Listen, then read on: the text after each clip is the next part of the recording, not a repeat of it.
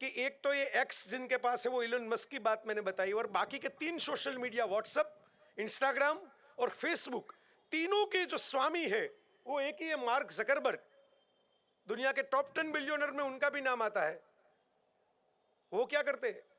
लक्ष्मी तो चंचल होती है मेरे दोस्तों, आती है और चली भी जाती है। सुबह में आती है किसी के पास स्टॉक मार्केट में, और शाम को स्टॉक मार्केट डाउन हो जाता है तो चली भी जाती है। लक्ष्मी देवी हमारे चंचल है, सरस्वती स्थिर है। परमात्मा के आशीर्वाद से अगर सरस्वती आपके पास आई तो फिर वो कहीं पे नहीं जाती, वो आजीवन आपकी ही होकी रहती है। राजा होना इंपॉर्टेंट नहीं है, विचारशील होना इंपॉर्टेंट है, इंटेलिजेंट होना इंपॉर्टेंट है, विद्वान होना इंपॉर्टेंट है। अगर પુસ્તક શું છે? આ છે તમને પ્રેરણા આપે. એમને આઈ 7 આઈની વાત કરી છે, એ બિલકુલ સાચું છે મિત્રો. તમને જે દિશામાં જવું છે એ દિશામાં જવા માટેનું નિરંતર રીતે તમને માર્ગદર્શન માત્ર પુસ્તકના માધ્યમથી જ થઈ શકતું હોય. તમારા વ્યક્તિગત જીવનના ઘડતર માટે પણ, તમારા કૌટુંબિક જીવનના ઘડતર માટે પણ, તમારા સામાજિક જીવનના ઘડતર માટે પણ, તમારા રાજકીય જીવનના ઘડતર માટે પણ પુસ્તક અનિવાર્ય છે.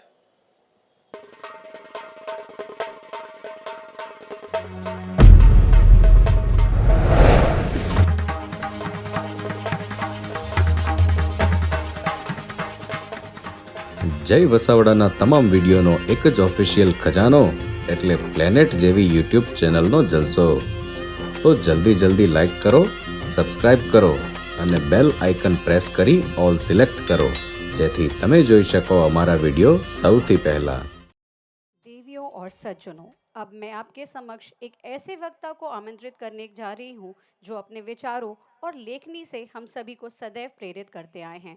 वे साहित्य जगत के एक अनमोल रत्न हैं और उनके शब्द हमारे लिए हमेशा प्रेरित रहे हैं। मैं सादर आमंत्रित करती हूँ श्री जय वसावड़ा जी का कि वे मंच पर आएँ और हमें ज्ञान की बातें बताएं। कृपया तालियों से उनका स्वागत करें।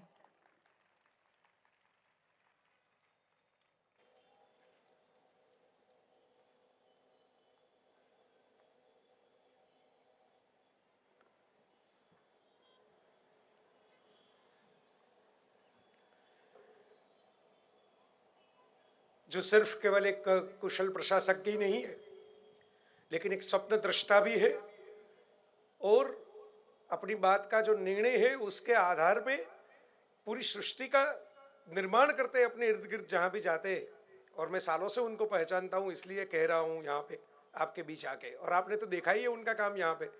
ऐसे हमारे परम आदरणीय प्रफुल्ल भाई, यहाँ के काफी सारे लोग आज ही मुझे परिचय में आ गए हैं, क्योंकि यहाँ पे आने का जो संकलन हो रहा था मेरा, तो काफ़ी सारे अच्छे अधिकारियों से भी मिलना हुआ उसके लिए, और बातें भी करनी हुई फ़ोन के ऊपर, तो उन सबका भी मैं प्रणाम करता हूँ। और इतने सारे विपुल संख्या में आए हुए पुस्तक प्रेमी भी होंगे, बच्चे तो है ही है, विद्यार्थीगण तो है ही है, उनके शिक्षक भी होंगे और उनका अभिभावक भी होंगे, तो उन सबका भी मैं अभिवादन करता हूं और अपने आप को गौरवान्वित महसूस करता हूं कि आपके यहाँ सिलवासा में ऐसा अच्छा एक उत्सव हो रहा है। पुस्तक का उत्सव है, सिर्फ बुक फेयर।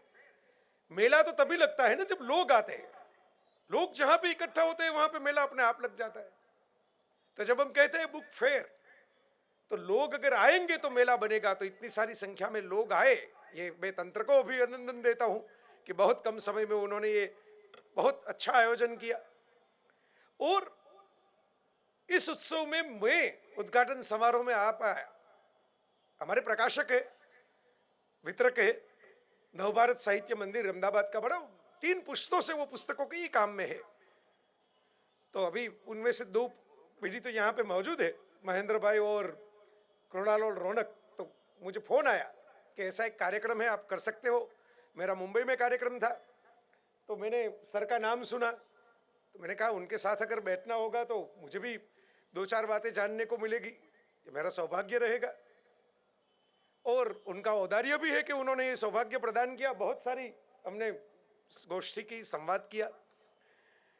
तो मैंने कहा कि भाई मैं कुछ करता हूँ। मैं मुंबई वालों ने मैंने रिक्वेस्ट की कि भाई ऐसा कुछ कर सकते हैं कि थोड़े जगलरी, जिसको हम कहते हैं ना, हमारी इंडियन मैनेजमेंट सिस्टम जुगाड़, कि भाई चलो कुछ ना कुछ तो हो सकता है, हम 2 कदम तुम चलो 2 कदम हम चले और कुछ रास्ता निकाले। तो रास्ता उन्होंने भी निकाला और मैं आपके सामने उपस्थित हो पाया। मैं मुंबई से रहता हूँ राजकोट में, लेकिन अभी मुंबई से आया हूँ, मुंबई पे जा रहा हूँ। लेकिन मुझे अच्छा लगा कि चलो सेलवास में इतना अच्छा हो रहा है कुछ, तो एक पुस्तक प्रेमी की हैसियत से, लेखक तो बाद में आता है, पहले पाठक आता है, तो मैं रीडर पहले हूं। और मैंने सालों पहले जब वांचे गुजरात, हमारे प्रधानमंत्री जो है नरेंद्र मोदी जी, सम्माननीय तो है ही, लेकिन वो वहां तक उनकी जो यात्रा हुई वो कैसे हुई, तो उनके जब गुजरात के मुख्यमंत्री थे तब उन्होंने पूरा प्रकल्प किया था वांचे गुजरात। पूर्व में किसी भी प्रधानमंत्री या किसी भी मुख्यमंत्री ने रीडिंग के लिए कोई अभियान किया हो ऐसा मेरे स्मरण में नहीं है। मैं बहुत पढ़ता हूं इतिहास भी, भारत में तो क्या विश्व में कहीं पे ऐसा हुआ हो ऐसा मैंने देखा नहीं। एक बार उनके साथ प्रफुल्ल भाई में वडनगर के एक पुस्तक का विमोचन था और उसमें मैं आमंत्रित था एक वक्ता के तौर पे। तो उन्होंने बताया था कि हाटकेश्वर महादेव का मंदिर है वडनगर में, और उनके दिए के जो उजाला आता है रात को, वहां पे मैं पढ़ने के लिए चला जाता था। घर पे सब सो जाते थे तो लाइट करूंगा तो डिस्टर्ब होगा, छोटा सा घर था। तो महादेव के मंदिर के दिए की रोशनी में मैंने पढ़ाई की, किताबें पढ़ी। तो ये सौभाग्य है कि ऐसे भी लीडर है हमारे पास, कि जो पढ़ने वाले लोग हैं, जिनके पास अपनी खुद की लाइब्रेरी है, जो लिख सकते हैं, पढ़ सकते हैं, उनको मालूम होता है साहित्य क्या है, विद्या क्या है, किताब क्या है। तो मैंने उस वक्त जो एक आर्टिकल लिखा था उसका टाइटल रखा था 2010 में, अगर रीडर नहीं बनोगे तो लीडर कैसे बनोगे। अगर आप रीडर नहीं बनोगे तो लीडर कैसे बनोगे। और लीडर मानी ये नहीं कि पॉलिटिकल लीडर, किसी भी फील्ड में आपको चैंपियन होना है, लीडर होना है, तो लीडर तो बनना पड़ेगा। मैं आपको एक किस्सा सुनाता हूं। सालों पहले एक आयोजन हुआ था, मुंबई में ही हुआ था, और उस आयोजन में उस वक्त हमारे मुकेश अंबानी के जो लघुबंधु है अनिल अंबानी, धीरूभाई के सुपुत्र, उन्होंने एक आयोजन किया था। और दुनिया के सबसे जाने माने काफी सारे सर्वे में जिनको world number 1 film director, film maker कहा जाता है, ऐसे स्टीवन स्पिलबर्ग को हिंदुस्तान बुलाया था, जिन्होंने जुरासिक पार्क बनाई है, जिन्होंने इंडियाना जोन्स की सीरीज बनाई है, जिन्होंने जोस की सीरीज बनाई है, जिन्होंने सेविंग प्राइवेट रायन और म्यूनिक और काफी सारी ऐसी फिल्में बनाई है जिनको अवार्ड ही अवार्ड मिलते रहते हैं, शिंडलर्स लिस्ट। स्पिलबर्ग साहब का नाम बहुत बड़ा है, पूरी दुनिया के फिल्म मेकिंग में बहुत बड़ा है। तो उनके सामने एंकरिंग कौन करेंगे, तो अमिताभ बच्चन को बुलाया गया उस कार्यक्रम में एंकरिंग करने के लिए। दो ही, जहां पे हम दोनों बैठे हैं यहाँ पे, जैसे प्रफुल्ल भाई बैठे और मैं बैठा हूं, उसी तरह बच्चन साहब बैठे सवाल पूछने के लिए और स्पिलबर्ग साहब बैठे जवाब देने के लिए। भारत के बड़े अभिनेता और विश्व के बड़े फिल्म निर्देशक दोनों साथ में बैठे, और ऑडियंस में संजय लीला भंसाली भी है, करण जौहर भी है, बड़े सुरमा जिसको कहा जाए, ऐसे ऐसे लोग बैठे हैं ऑडियंस में आके। और ये नीश बड़ा प्रीमियम ऑडियंस के लिए जो कार्यक्रम किया गया, उसमें एक सवाल बच्चन साहब ने पूछा। उन्होंने कहा कि मैं तो अभिनेता हूं, सालों से अभिनय कर रहा हूं, मेरा काम स्क्रीन के साथ जुड़ा हुआ है, लेकिन मेरे बाबूजी दिवंगत हरिवंश राय बच्चन, वो साहित्यकार थे, किताबें लिखते थे, बहुत अच्छी कविताएं लिखते थे, और उनकी कविताओं की वजह से हम यहां तक पहुंच पाए। हमारी जो नींव रखी वो साहित्य से, किताबों से, शब्दों से रखी गई। और बच्चन साहब ने मुस्कुराते हुए कहा कि आज भी उसी की रोटी खा रहे हैं। भाषा, आप जानते हैं कि भाई कौन बनेगा करोड़पति में अभी वो रिटायर नहीं हो रहे, 82 के होने को आए, लेकिन अभी भी वो इज गोइंग स्ट्रांग। क्यों? क्योंकि उनके पास जो भाषा की विरासत है, लोगों को अच्छा लगता है वो बात करते हैं, सामान्य जन के साथ वो जुड़ाव करते हैं, सिर्फ सवाल नहीं पूछते, सिर्फ क्विज मास्टर का रोल नहीं करते। भाषा जो उन्होंने बताया कि पढ़ने की वजह से आई, किताबों की वजह से आई, बाबूजी ने जो वातावरण दिया बचपन में उसकी वजह से आई। तो बच्चन साहब ने पूछा कि भाई मेरे बाबूजी पेज के साथ, पन्नों के साथ काम करते हैं, मैं स्क्रीन के साथ काम करता हूं। अब हमारी जो अगली पीढ़ी पीढ़ियां जो आती है, उनको लगता है कि किताबें तो बेमानी है, किताबें पढ़ने से क्या फायदा होगा, पुस्तक पढ़ने से क्या फायदा होगा, हम क्यों पुस्तक पढ़े, ये तो कोई ऐसी चीज ये नहीं कि हमें उपयोग में आए। अब हमारे पॉकेट में मोबाइल है, हम ऐसे ही घुमा सकते हैं सबको। तो स्पिलबर्ग साहब ने जो जवाब दिया, उन्होंने अंग्रेजी में दिया, मैं आपको उसका ट्रांसलेशन भी सुनाऊंगा। बहुत अच्छा, एक ही वाक्य का जवाब दिया, और वो आज के सेल्वास के बुक फेयर 2025 को मैं समर्पित करता हूं। वो जो जवाब उन्होंने दिया, उन्होंने जवाब दिया कि if it is not written on page then it can't be performed on stage. अगर पन्नों पे कुछ चीज लिखी नहीं जाती तो यहां पे कुछ परफॉर्म नहीं किया जाता। आप फिल्म एक्टर है, लेकिन फिल्म एक्टर किसी का लिखा हुआ स्क्रिप्ट या डायलॉग पढ़ते हैं। मोबाइल में हम देखते हैं कि लोग रील बनाते हैं, तो डांस की रील तो बन जाती है ऐसे, लेकिन जब बात करते हैं तो किसी की स्क्रिप्ट चाहिए, लिखना हुआ चाहिए। तो दुनिया में जिसकी भी कला का विकास हुआ, वो जाने माने कलाकार वही हुए जिनके मूल में किताबें हैं, पढ़ने की अभिरुचि है, इंक्लिनेशन ऑफ रीडिंग है। अब मुझे मालूम है कि भाई हम सब का और खास करके नई पीढ़ी का तो अब ऐसा माहौल है कि भाई हर किसी को बहुत, जैसे हम गुजराती में कहते हैं, जलसा करवा से बधाई, बहुत आनंद ही करना है, सबको पार्टी करनी है, सबको एंजॉय करना है।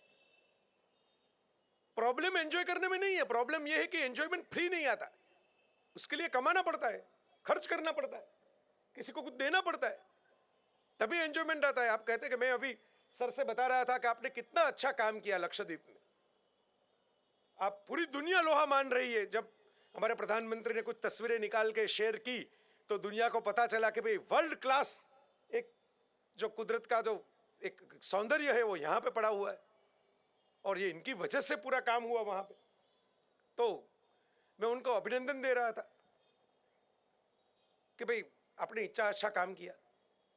अब आप में से ये सुन के लगा कि भाई हमें भी जाना चाहिए लक्षद्वीप, तो सबसे पहले तो फ्लाइट की टिकट आएगी, कार में जाएंगे, कार का पेट्रोल आएगा, होटल में रहेंगे, होटल का बिल देना पड़ेगा। आनंद तो मिलता है, लेकिन आनंद फ्री में नहीं मिलता है, किसी को कमाना पड़ता है उसके लिए। आप कहेंगे कि ये ऑफिसर जा सकते हैं, तो ऑफिसर भी वो पढ़ाई की है, उन्होंने परीक्षाएं दी है, किताबें पढ़ी है, एग्जाम पास करके वो ऑफिसर बने हैं।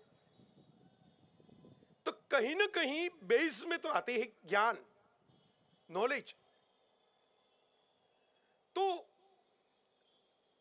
इलोन मस्क साहब जो है, अभी भारत आने का उन्होंने वचन दिया है कि इस साल आने वाले हैं भारत में, और अभी हमारे प्रधानमंत्री जी जब गए थे अमेरिका तो उनके साथ पर्सनल तौर पर बैठे थे, मुलाकात की थी। तो वो तेजस्वी तो है ही, जीनियस है, मेधावी है।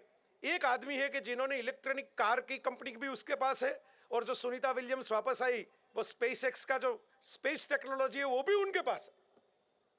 अकेला आदमी रोड के ऊपर भी कंपनी चला रहा है, आसमान में भी कंपनी चला रहा है। और अभी तो एक न्यूरालिंक करके उन्होंने एक चिप बनाई है, जो पैरालाइज हो चुके हैं, जो ब्लाइंड हो चुके हैं, ऐसे लोगों के दिमाग में वो चिप डाल के उनके हाथ पैर को फिर से मूवमेंट में ला सके, उनके स्नायुओं को फिर से रीएक्टिवेट करके उनकी दृष्टि वापस ला सके। ऐसा काम कर रहे हैं वो। अगर वो सफल हो गया तो अभी तो संपत्ति इतनी है और बढ़ जाएगी। तो ऐसे आदमी इलोन मस्क, जिसके पास दुनिया में सबसे ज्यादा पैसा है, सबसे ज्यादा धन है, सबसे ज्यादा लक्ष्मी है, उनको जब पूछा गया कि आपकी सक्सेस स्टोरी का सीक्रेट क्या है, तो उन्होंने कहा था कि बचपन में सुनी हुई और पढ़ी हुई कहानियां, बेड टाइम स्टोरीज। क्योंकि वहां से पता चला कि भी दुनिया में जो है उससे आगे भी जा सकते हैं।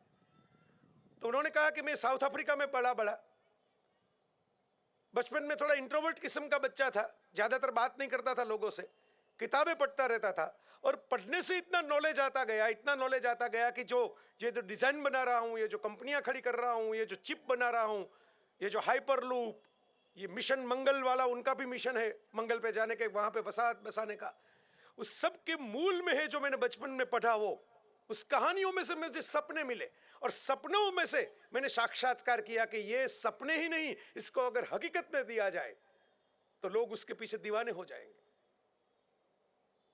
ये होती है चीज पढ़ाई। हम सब, अब पहले तो कहा जाता था, हमारे शास्त्र के श्लोक थे, कराग्रे वसते लक्ष्मी, कराग्रे वसते लक्ष्मी, अब तो कराग्रे वसते मोबाइल आ गया। सुबह सुबह में हथेली का कर दर्शन नहीं करते लोग, मोबाइल का दर्शन करते हैं। और मैं तो कहता हूं, मेरे व्याख्यान में काफी बार कहता हूं कि भाई पहले तो ऐसा था कि आंख मूंद ले तो नींद आ जाती थी, अब तो नेट बंद हो तो नींद आती है, वरना एक के बाद एक के बाद एक के बाद एक वीडियो, कुछ ना कुछ कमेंट, कुछ ना कुछ संसार चलता रहता है ऑनलाइन। तो ऐसे माहौल में आप देखिए कि एक तो ये एक्स जिनके पास है वो इलोन मस्क की बात मैंने बताई, और बाकी के 3 सोशल मीडिया, व्हाट्सएप, इंस्टाग्राम और फेसबुक, तीनों के जो स्वामी है वो एक ही है, मार्क जकरबर्ग। दुनिया के टॉप 10 बिलियनर में उनका भी नाम आता है। वो क्या करते हैं? वो डॉक्टर के सन है, हार्वर्ड यूनिवर्सिटी में से उन्होंने पढ़ाई की, फाइनल एग्जाम नहीं दिया क्योंकि वो उन्होंने फेसबुक बना लिया था तब तक 2004 में। उनके अपने अपने खुद के प्रोफाइल में उन्होंने एक बार तस्वीर रखी थी कि my personal library, thousands of books है उनकी पर्सनल लाइब्रेरी में। एक इंसान जिनकी पर्सनल लाइब्रेरी में हजारों किताबें हैं, उनके सोशल नेटवर्क पे हम टाइम पास करते हैं। वो तो कमाते रहते हैं उनमें से, हम टाइम पास करते हैं उस सोशल नेटवर्क पे। उनको सोशल नेटवर्क बनाने का, फेसबुक बनाने का, ये स्वामित्व का ख्याल कैसे आया? ऐसे आया कि उनके पास किताबों का फाउंडेशन था, रीडिंग का फाउंडेशन था। इसलिए मैंने सबसे पहले कहा कि रीडर अगर नहीं बनोगे तो लीडर नहीं बन पाओगे। अगर लीडर बनना है किसी भी फील्ड में, किसी भी फील्ड में, तो आपको रीडर बनना पड़ेगा। अभी एक फिल्म आई है महात्मा फुले, हमारे बड़े क्रांतिकारी, जिन्होंने पहली महिला विद्यालय शुरू की भारत में अंग्रेजों के जमाने में, और स्त्रियों को टीचर बनाया। यहां पे भी फीमेल टीचर्स बहुत है। तो उनको एक थॉमस पेन की राइट्स ऑफ मैन किताब उनके हाथ में आई, उनको लगा कि मुझे कुछ काम करना चाहिए। हमारे Mahatma Gandhi, unto this last और लियो टोल्स्टॉय की किताबें उनके हाथ में आई और उनको लगा कि भाई जीवन को इस दिशा में मोड़ना चाहिए। किसी का थॉट, ये बड़ी इंटरेस्टिंग बात है। यहाँ पे काफी सारे विद्यार्थी भी बैठे हैं और उनके, जैसे मैंने कहा, अभिभावक और शिक्षक भी बैठे हैं। मैं आपको बताना चाहता हूं कि कुछ चीजें ऐसी है जो सिर्फ इंसानों के पास है और कहीं पे किसी के पास नहीं है। जैसे हंसना सिर्फ इंसानों के मिली हुई गिफ्ट है। कुत्ता भौंकता है, गुजराती में कहिए तो बसे शके से हंसी न सकता। वो प्यार जता सकता है। कुत्ता आपका पालतू कुत्ता होगा, आपको प्यार जताने के लिए वो आपको आपके मुंह पे जीभ फेरेगा अपनी, लेकिन वो मुस्कुरा नहीं सकता। मुस्कुराना सिर्फ इंसानों के पास है, लेकिन इंसान जलन में ही इतने रहते हैं कि मुस्कुराना भूल जाते हैं। दूसरों की जलन उनको इतनी रहती है, ये कैसे आगे आ गया, इसके फोटो कहां से आ गया, इसको किसने बिठा दिया, ये कहां से पहुंच गया। तो देखिए, हिंदी में कहते हैं जलन, वहीं से शायद आया होगा इंग्लिश में जेलसी, किसको पता। क्योंकि हमारा शर्करा शब्द संस्कृत में था, शर्करा का संस्कृत में से हिंदी हुआ शक्कर। शक्कर का जब अरब व्यापारी यहां पे आए, व्यापारी, तो उन लोगों ने अपने अरेबिक लैंग्वेज में ख ज्यादा बोलते हैं, ख के एच, तो उन्होंने किया सक्खर। और वो जब यूरोप में हमारी चीनी जो पहुंचाने के लिए गए, शुगर, तो वहां पे शक्कर का सक्खर से हो गया शुगर। तो ऐसा भी होता है, अगर आप पढ़ेंगे तो आपको मालूम होगा। मैं ऑक्सफोर्ड की डिक्शनरी पढ़ रहा था तो मुझे मालूम हुआ कि अंग्रेजी में एक शब्द है, बहुत बड़ा आयोजन, जैसे सेल्वास बुक फेयर का आयोजन है, ऐसा बहुत बड़ा आयोजन कहीं पे कहा जाए तो उसके लिए कहा जाता है जगरनॉट। इंग्लिश का बड़ा फेमस वर्ड है जगरनॉट। कितने सारे लोग इकट्ठा हुए, बहुत बड़े स्केल पे, इमर्सिव ये बुक फेयर किया गया। ये जगरनॉट शब्द अंग्रेजों ने इसलिए लिखा ऑक्सफोर्ड डिक्शनरी में क्योंकि जगन्नाथपुरी की रथ यात्रा उन्होंने देखी और इतने सारी भीड़, इतना सारा हुजूम, लोग इतने इकट्ठा होके रथ यात्रा में जो आते हैं, बाहर पूरा सैलाब जैसे उमड़ के आता है सड़कों के ऊपर। तो पूछा, वो अंग्रेज जब आए थे वहां पे तो उन्होंने पूछा कि क्या हो रहा है, तो कहा गया कि जगन्नाथ जी निकले हैं। जगन्नाथ, जगन्नाथ तो बोल नहीं पाते, उनको इसकी आदत नहीं है जगन्नाथ बोलने की। तो धीरे धीरे अपभ्रंश होते हुए अंग्रेजी का एक पूरा शब्द हो गया जगरनॉट। बहुत बड़ा अगर आपको स्केल दिखाना है तो उसको इंग्लिश में बोला जाएगा जगरनॉट। हमारे जगन्नाथ जी से आया हुआ शब्द है। पता कैसे चलेगा? पढ़ोगे तो चलेगा, कोई घर पे आएगा तो बतागे नहीं।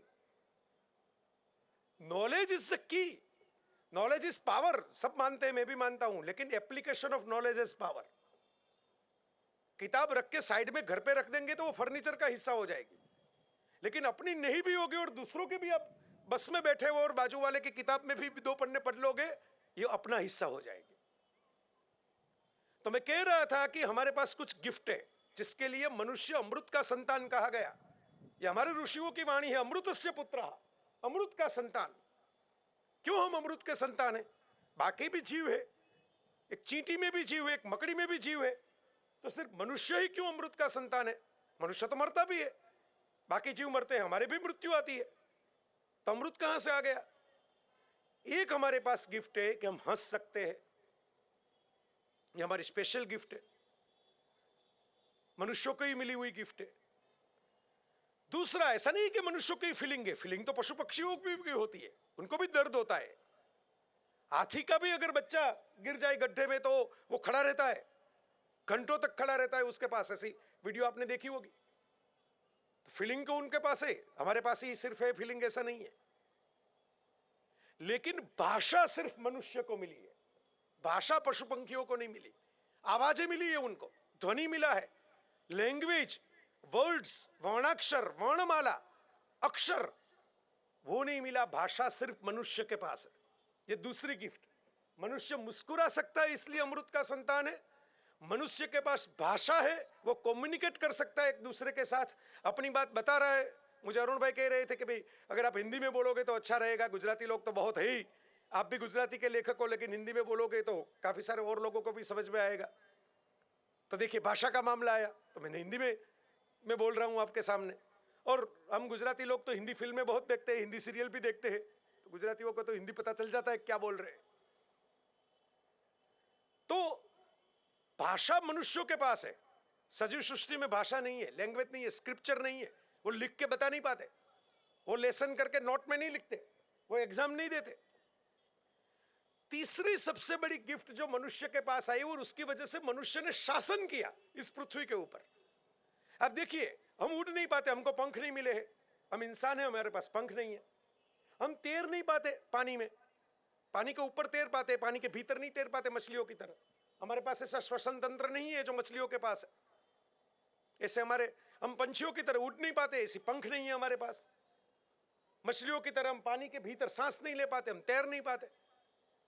हमारे पास चीते जैसी, वाघ जैसी फुर्ती नहीं है, ताकत नहीं है शिकार करने की। हाथी जैसा कद नहीं है हमारा, गेंडे जैसी खाल नहीं है, मगरमच्छ जैसे दांत नहीं है। सबके पास हमारे से ज्यादा शक्ति है। लेकिन मैं जितने इस पशुओं के नाम दिए, जितने पंछियों सब के नाम दिए, सजीवों के, वो सब हमारी इंसान की दया पर जीते हैं। कितनी व्हेल जीनी चाहिए, कितने शेर जीने चाहिए, इंसान तय करता है कि यहां पे अब गिर सेंचुरी बनाओ और अब शेरों को मत मारो, यहां पे प्रोजेक्ट टाइगर करो और बाघ को मत मारो। क्यों? ऐसा क्या आ गया इंसान के पास कि अगर पंख नहीं थे तो विमान बना दिए, एरोप्लेन बना दिए। अगर मछली की तरह अंदर भीतर जा नहीं सकते थे तो पनडुब्बियां, सबमरीन बना दी। हाथियों को और वाघ को इंसान का खौफ आए, ऐसे हथियार शस्त्र बना दिए।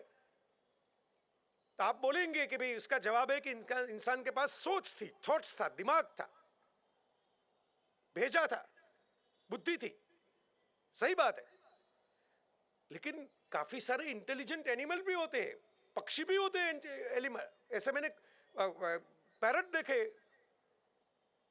ऐसे तोते होते हैं जो आप जो बोले वो, आप भगवत गीता का मंत्र उनको सुना दे तो मंत्र भी सुना देते हैं आपको। प्रॉब्लम ये नहीं है कि उनके पास दिमाग नहीं है। उरांग उटांग और चिंपांजी का और डॉल्फिन मछली का दिमाग तो इंसानों से काफी मिलता जुलता है, ऐसा विज्ञानियों ने सर्वे करके बताया। लेकिन प्रॉब्लम यह है कि उनके दिमाग में जो आया वो किसी के साथ शेयर नहीं कर पाते, अगली जनरेशन को दे नहीं पाते। सिर्फ इंसानों को एक गिफ्ट मिली है कि उनके पास भाषा है, इसलिए वो लिख पाते हैं, बोल पाते हैं, किताब छपवा लेते हैं, और किताब छपवाने की वजह से एक का नॉलेज दूसरे में ट्रांसफर हो सकता है। ये पशु पंखी नहीं कर पाते। एक बुद्धिमान गुरिल्ला आपके पास होगा, वो पढ़ लिख पाएगा, लेकिन वो उनके बच्चे को नहीं सिखा सकता कि क्या करना है। हम अपने बच्चे को सिखा सकता है क्या करना है, कैसे लिखना है, ओ कैसे लिखता है, ब कैसे लिखना है, क कैसे लिखना है। आप देखिए, पूरी दुनिया का इतिहास उठा के देख लीजिए, जब जॉन गुटेनबर्ग ने 14वीं शताब्दी में प्रिंटिंग प्रेस निकाला, उसके बाद यूरोप में नवजागरण हुआ, रेनेसा हुआ, क्रांति हुई, धर्मसत्ता के सामने कला वाले, विज्ञान वाले, साहित्य वाले लोग खड़े हुए और पूरा आधिपत्य उनका नष्ट किया, और वहां से औद्योगिक क्रांति आई, वहां से साइंस आया, वहां से टेक्नोलॉजी आई, वहां से न्यूटन और आइंस्टाइन और डार्विन आए। क्यों? क्योंकि किताबें छपने लगी, किताबें छपने की वजह से स्कूलिंग आई, यूनिवर्सिटीज आई। विद्यापीठें तो पहले भी थी, लेकिन हस्तप्रत जो थे उसको संभाल के रखना पड़ता था, उसका आयुष्य इतना लंबा नहीं रहता था, कोई आक्रमण करके जला भी देता था, ऐसा भी होता था। लेकिन प्रिंटिंग प्रेस की वजह से अगर जल भी जाए एक किताब तो दूसरी छप जाएगी। तो जैसे प्रिंटिंग प्रेस आया, पूरी मनुष्य की तकदीर बदल गई। ये माइक्रोफोन आ गए, कैमरा आ गए, आप जिसमें बैठ के आए वो व्हीकल आ गए, ये इलेक्ट्रिसिटी आ गई, ये इतना बड़ा, इतना अद्भुत हॉस्पिटल का बिल्डिंग देखिए, मैं तो देख के ही छक हो गया। देखिए ये कंस्ट्रक्शन कहां से आया, उसकी लाइटिंग, उसका ये ग्लास, ये डिजाइन, ये नमो मेडिकल एजुकेशनल रिसर्च इंस्टीट्यूट, ये जितनी प्रगति हुई दोस्तों मेरे, वो नॉलेज शेयरिंग की वजह से हुई। एक के पास नॉलेज आया, उसने अपने पास नहीं रखा, उसने उसकी किताब निकाली, किताब किसी दूसरे ने पढ़ी, उसको कुछ सवाल हुए, सवाल का उसने जवाब ढूंढा, जवाब ढूंढ के उसने एक किताब निकाली, वो तीसरे ने पढ़ी, और ऐसे ग्रोइंग होता गया पूरी दुनिया का नॉलेज। और वहां से एजुकेशन सिस्टम आया जो आज का एजुकेशन सिस्टम है। पुराने वाला एजुकेशन सिस्टम भी बढ़िया था, लेकिन मैं कहता हूं मुस्कुराते हुए कि हमारा जो गुरुकुल का सिस्टम था वो ऐसा था कि जिसको भूख लगी है वही गुरु के पास जाएगा। गुरु तो अपनी जगह पे बैठे हैं, कौनों को भूख लगी है कि मुझे धनुर्विद्या सीखनी है तो वो जाएगा। तो अब क्या हो गया, जिसको भूख नहीं भी लगी है उनको हम भेज देते हैं स्कूल पे, तो उनको भी पढ़ाना है जिसको भूख नहीं लगी, उनको खाना परोसना है जिनको खाना नहीं है। ये प्रॉब्लम हो गया। मैं टीचर्स के ट्रेनिंग में जाता हूं तो शिक्षकों के साथ बात करता हूं तो मैं कहता हूं कि अब चैलेंज पहले वाली नहीं रही एजुकेशन की। गूगल की वजह से, इंटरनेट की वजह से पूरा इंसाइक्लोपीडिया आपके पॉकेट में आ गया। पहले तो इंसाइक्लोपीडिया की 32 किताबें लेने के लिए एक पूरा कपबोर्ड चाहिए था, पूरा एक अलमारी चाहिए आपको सेपरेट, तब 32 किताबें इंसाइक्लोपीडिया ब्रिटानिका की वहां पर रख सकते थे। हमारे गोंडल के महाराजा ने किताब निकाली थी, भगवत गो मंडल, 9 भाग में, पूरी गुजराती भाषा की किताब एक राजा ने निकाली। मैं जिस भाषा में पला बढ़ा और जिस भाषा से मैं आपके सामने बात कर रहा हूं, गुजराती का लेखक हूं, गुजराती लोगों ने प्यार किया, उन्होंने किताबें खरीदी, उन्होंने आर्टिकल पढ़े, उन्होंने प्रवचन सुने। तो उस भाषा का मुझे गौरव इसलिए है कि पहले सिद्धराज जयसी ने उसके व्याकरण के गंध सिद्धम शब्दानुशासन की हाथी के ऊपर सवारी निकाली थी, और बाद में ये भगवत गो मंडल की सवारी निकली। ये ऐसी भाषा है कि जहां पर राजाओं ने काम किया भाषा के लिए, ऐसे ऐसे लोग पैदा किए हमने। तो मैं बताना ये चाहता हूं आपको, और धीरे धीरे पता चलेगा। मैं जानता हूं कि भी यहां पे बुक फेयर भी हो रहा है, लोग उसमें घूम भी रहे, देख भी रहे किताबें, घूमते घूमते सुन रहे, कोई खाते पीते भी सुन रहा होगा। ज्ञान ऐसी चीज है कि वो बारिश की बूंदों की तरह है। अगर आपके भीतर कुछ मिट्टी है, आपके भीतर कुछ बीज है, तो उसके ऊपर बारिश जब आएगी तो थोड़ी देर के बाद आप देखेंगे तो वहां पे हरियाली भी आ जाएगी, वहां पे कोपले भी फूट जाएगी। तो आप चाहे सैंडविच खाते खाते भी सुने, चाहे जूस पीते पीते हुए सुने, चाहे लेटते हुए सुने, चाहे मोबाइल में मैसेज चेक करते हुए सुने, अगर एक अच्छा विचार आपके दिमाग में आ गया तो धीरे धीरे पनपेगा, धीरे धीरे खिलेगा और खुलेगा, और फिर बड़ा होगा। एक दाने से बहुत सारे दाने आते हैं, किसान को मालूम है। तो मैं आपको यह बता रहा हूं मेरे दोस्तों कि जब इंसान के पास एक अच्छा विचार आया तो उसने शेयर किया। आज जिसको महासत्ता हम बोलते, सुपर पावर बोलते, वो वही लोग हैं कि जिन्होंने लाइब्रेरियों में इन्वेस्टमेंट किया। चाहे अमेरिका उठा के देख लो, चाहे रशिया उठा के देख लो, चाहे ब्रिटेन उठा के देख लो, चाहे फ्रांस उठा के देख लो, सभी भी महासत्ता है, उन्होंने लाइब्रेरीज क्रिएट की। सुपर पावर ऐसे ही नहीं बन पाए, चैलेंजेस की अपने आप को, नॉलेज को। तो मैं शिक्षकों को कहता हूं कि चैलेंज तो यह है कि आज के जमाने में आप इंटरेस्टिंग कैसे बनोगे। Be interesting is the biggest challenge in education. रस कैसे पैदा करोगे।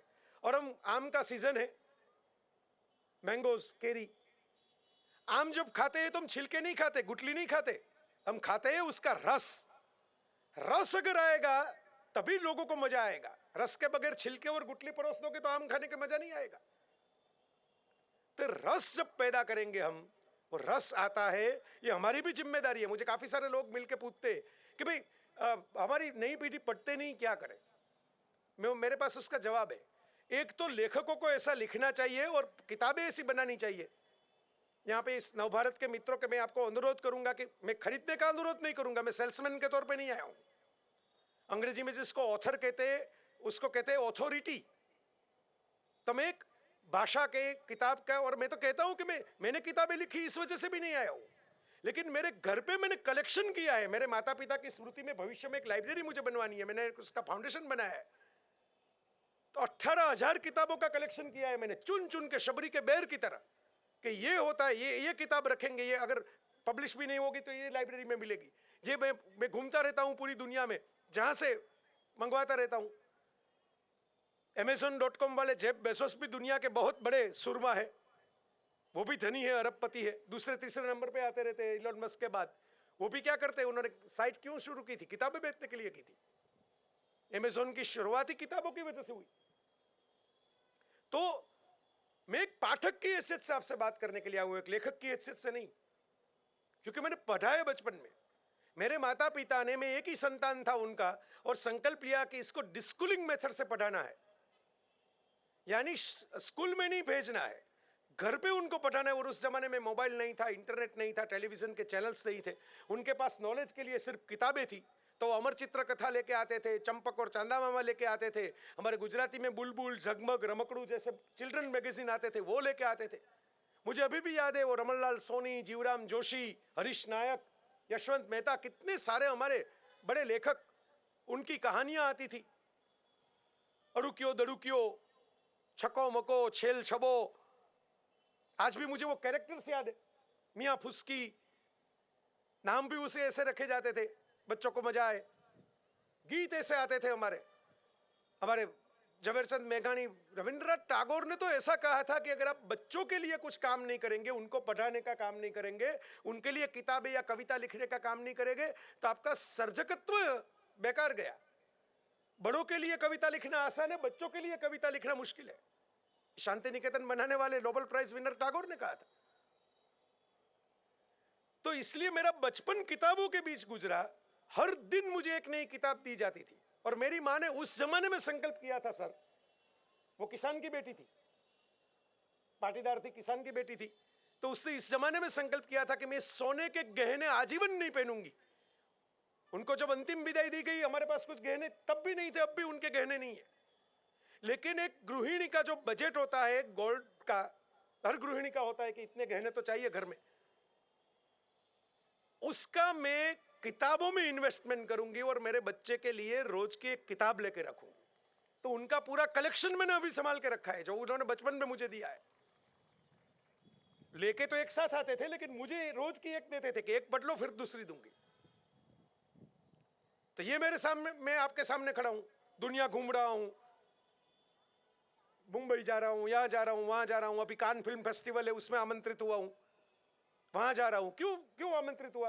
कोई मेरे पिताजी तो विरासत छोड़ के नहीं गए, वो अध्यापक थे, कोई बिजनेसमैन नहीं हूं, क्यों दुनिया में लोग बुलाते हैं? ये कान फिल्म फेस्टिवल में फिल्म देखने के लिए नहीं जा रहा हूं। As a writer, as a critic, मेरे जो आर्टिकल्स है उसमें मेरा सिलेक्शन हुआ है। और मैं आपको प्रसन्नता से बताऊंगा, क्योंकि ये गुजरात का भी गौरव है और मेरी मातृभाषा का भी गौरव है कि I am the sole and first Gujarati writer कि जहां पे कान फिल्म फेस्टिवल में पसंदगी हुई, उससे सिलेक्शन हुआ। क्यों? क्योंकि लिखा है फिल्मों के बारे में। तो देखिए, फिल्म तो बढ़ती है कैमरा से ना, लेकिन फिल्म के बारे में लिखोगे तो भी लोग ध्यान में लेंगे कि ये लिखता है सिनेमा के बारे में, कुछ इंटरेस्टिंग लिखता है। तो मेरे दोस्तों, मैं जो आपके साथ बात करने के लिए यहां पे उपस्थित हुआ हूं और जिनकी वजह से इन लोगों ने इतनी सारी मेहनत की, वो इसलिए हुआ हूं कि मैं आपको ये बता सकूं कि मैं एक पाठक के तौर पे, पाठक की हैसियत से ये कहना चाहता हूं कि अगर आप पढ़ोगे तो आपको कुछ लोग कहेंगे कि पढ़ने से अच्छे इंसान बनोगे, पढ़ने से आपको अच्छे विचार आएंगे, पढ़ने से आपकी उन्नति होगी। मैं ये कहता हूं कि अगर पढ़ोगे नहीं तो ये दुनिया जीत नहीं सकोगे। ये आर्टिफिशियल इंटेलिजेंस की दुनिया आ गई, एआई। अभी कल ही जिनका प्रधानमंत्री जी ने उद्घाटन किया वो वेव्स मुंबई में चल रहा है, नीता अंबानी कल्चरल सेंटर में। तो उसमें नीता अंबानी जी ने खुद, जिनका कल्चरल सेंटर में चल रहा है, उन्होंने कहा कि एक होती है आर्टिफिशियल इंटेलिजेंस जो फॉरेन से आती है हमारे पास, और एक होती है एंशिएंट इंटेलिजेंस जो हमारे पुरखों से आती है हमारे पास। एंशिएंट इंटेलिजेंस नहीं होगी तो आर्टिफिशियल इंटेलिजेंस विनाश लेके आएगी। आपको अब साइंस तो है, साइंस तो साइंस है, वो तो विज्ञान है। अब किसी टेररिस्ट के हाथ में आ जाए तो वहां से वो हथियार बनाएगा, दूसरों की जान लेने के लिए उसकी उपयोग करेगा उसी साइंस का। किसी डॉक्टर में हाथ में आ जाए तो वो जान बचाने के लिए उसका उपयोग करेगा। महत्व ये नहीं है कि विज्ञान क्या कहता है, महत्व ये है कि आपकी सोच क्या कहती है, आपके मूल्य क्या कहते हैं, आप इंसान के तौर पे कैसे बनोगे। और किताबें पढ़ोगे तब आपको पता चलेगा कि इंसानियत क्या है, ह्यूमैनिटी क्या है, दूसरे की मदद क्यों करनी चाहिए। हमारे प्रफुल्ल भाई, हमारे उपनिषदों में हमारे ऋषियों ने ऐसे संवाद किए हैं, हमारे भारत के उपनिषदों में लोगों को पता नहीं। जैसे एक संवाद है कि भाई सुख किसे कहते हैं, सुख किसे, हैप्पीनेस किसे कहते हैं। तो प्लेजर दूसरी चीज है, प्लेजर मानी आनंद, सुख मानी हैप्पीनेस। तो हमारे ऋषि ये कहते हैं हमारे भारत के उपनिषदों में, दुनिया के बड़े बड़े फिलोसोफर को ये लोहा मानना पड़ेगा। हमारे उपनिषद के ऋषि ये कहते हैं कि अगर एक को आनंद मिले और दूसरे को न मिले तो वो सुख नहीं है। सुख ये है कि जो आपको भी आनंद मिले और दूसरों को भी आनंद मिले। स्टॉक मार्केट में एक को पैसे मिले और दूसरा पैसा गवाए, सुख नहीं है। विजय है, आनंद है, एंजॉयमेंट है, लेकिन एक के घर में मातम है, दूसरे के घर में आनंद है। तो अब देख लीजिए, आईपीएल चल रहा है, एक टीम जीतती है, दूसरी टीम हारती है, ठीक है, सब एक दूसरे के दोस्त ही है, लेकिन फिर भी जीतने वाले जश्न मनाते हैं और हारने वाले मायूस हो जाते हैं, रोने लगते हैं, कोने में बैठ जाते हैं। हमारा ऋषि ये कहता है भारत का कि ये सुख नहीं है। सुख तो उसी को कहा जाए जिसमें आपको भी आनंद आए और आपके सामने वालों को भी उतना ही आनंद आए। और उसका उदाहरण देता है, 7 उदाहरण दिए हैं ऋषि ने। 7 तो मैं प्रस्तुत नहीं करूंगा, मुझे थोड़ी बात और भी आपको बतानी है इसलिए, लेकिन 2 आपको सिर्फ कहता हूं। मां अपने बच्चे का जब वो अपने अपने स्तनपान से वो जब पेट भराती है, दूध पिलाती है बच्चे को, तो मां को तो आनंद आता ही है, क्योंकि मां को तो सबसे प्यारा अपना बच्चा है। और उस फीडिंग के वक्त बच्चे को भी आनंद आता है, क्योंकि बच्चा तो भूखा होता है, बिलखने लगता है, रोने लगता है, वो बोल नहीं सकता, भाषा नहीं है अभी उसके पास। तो मां को पता चल जाता है कि भूखा हो गया, इसका फीडिंग का टाइम हो गया। ये एक ऐसी घटना है जिसमें देने वाला और लेने वाला दोनों को समान आनंद आता है, इसलिए ये सुख है। यह हमारा ऋषि कहता है। पढ़ोगे तो पता चलेगा। मैं तो गया नहीं ऋषियों के पास बैठने के लिए, ऋषि तो चले गए हजारों साल पहले। है अभी किताबें, प्रिंटेड है, ऑनलाइन है, पढ़ो। उसमें अगर पानी पीना है, अगर तैरना है तो पानी में तो जाना पड़ेगा ना। ऐसे तो पानी नहीं है कि यूट्यूब के वीडियो देख के आप तैराक नहीं बन पाओगे, आपको अंदर जाना पड़ेगा पानी में, फिर सीखना पड़ेगा। वीडियो गेम खेल के कोई कार का ड्राइवर नहीं बन सकता। तो आप सोचिए कि कैसी बात, हमारी कैसी विरासत है। हम अपनी किताब, हमारी पंचतंत्र की किताबें आप देख लीजिए। बच्चों को मजा आए इसलिए पंडित विष्णु शर्मा ने ऐसा सोचा कि कहानियों से हम राजनीति शास्त्र पढ़ाएंगे, कहानियों से हम उसको जीवन सिखाएंगे। पूरी दुनिया में हमारे पास, अब देखिए, हमारे सबसे प्यारे जो ईश्वर है, सबसे ज्यादा भारत में जिनकी पूजा होती है, सबसे ज्यादा भारत में जिनको प्यार मिलता है, वो है रामायण और महाभारत, कृष्ण और राम। हनुमान जी भी उसके साथ जुड़े हुए अगर आप बोलिए तो राम और कृष्ण के सबसे, और भी ईश्वर है हमारे यहां, एक होते हैं महादेव, शिव, सबके साथ कहानियां जुड़ी हुई है। हमारे ऋषियों ने उस वक्त ये ख्याल रखा कि अगर सर को भगवत गीता दी गई, अभी पूरा वॉल्यूम है, ये वॉल्यूम तो बड़ा है क्योंकि उसमें उसका संवाद भी होगा, विश्लेषण भी होगा, टीकाएं भी होगी, सब कुछ होगा। लेकिन आप अगर भगवत गीता को एक्चुअल फॉर्मेट में देखोगे तो न्यूज़पेपर के एक पेज में समा जाए इतने ही श्लोक है, 700 श्लोक। न्यूज़पेपर के फॉन्ट में आप अगर प्रिंट करोगे तो एक पेज में आ जाएगी भगवत गीता, छोटे फॉन्ट में।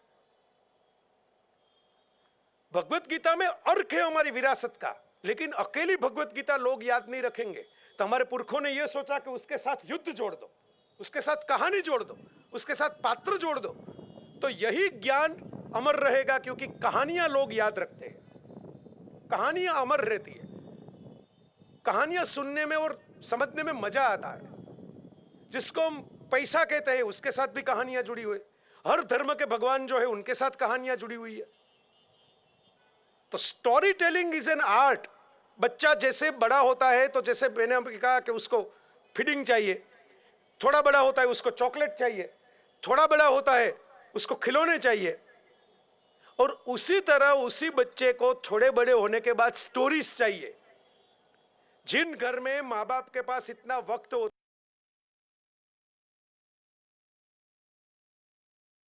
सुनाए, चाहे दूसरों की लिखी हुई सुनाए, अपनी बनाई हुई सुनाए, उस बच्चे को ही कैरेक्टर बना के उसकी कहानी रच दे, उनके बच्चे बड़े होकर दुनिया में बाहर नाम निकालते हैं। ये मैंने खुद देखा है, मेरा अपना रिसर्च है।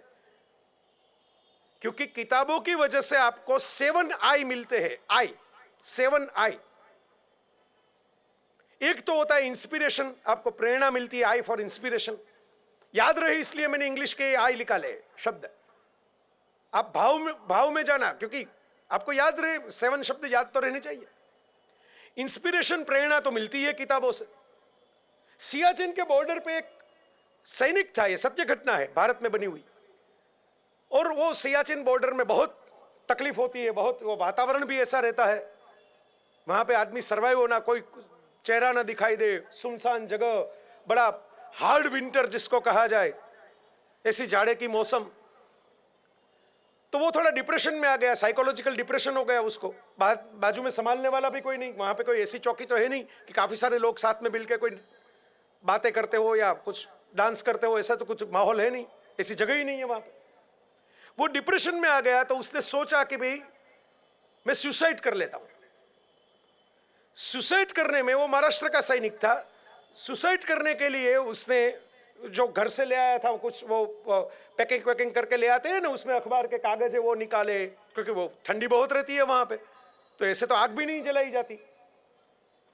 तो कागज वागज निकाले कि भाई सुसाइड कैसे करेंगे, तो गोली खा के करेंगे, तो रात को लास्ट जो है वो एक बार खाना खा लेते हैं यहाँ पे और फिर सुसाइड कर लेंगे। वो कागज वागज निकाले उसने गर्मी पैदा करने के लिए, आग जलाने के लिए। उसमें एक आर्टिकल था, महाराष्ट्र के एक जाने माने लेखक थे पूल देशपांडे, उनका। तो मरने से पहले वो पढ़ने लगा आर्टिकल में इतनी पॉजिटिव स्पिरिट की बात लिखी हुई थी कि आर्टिकल खत्म करने के बाद उसने सोचा कि मरना तो नहीं है, अभी जीना है।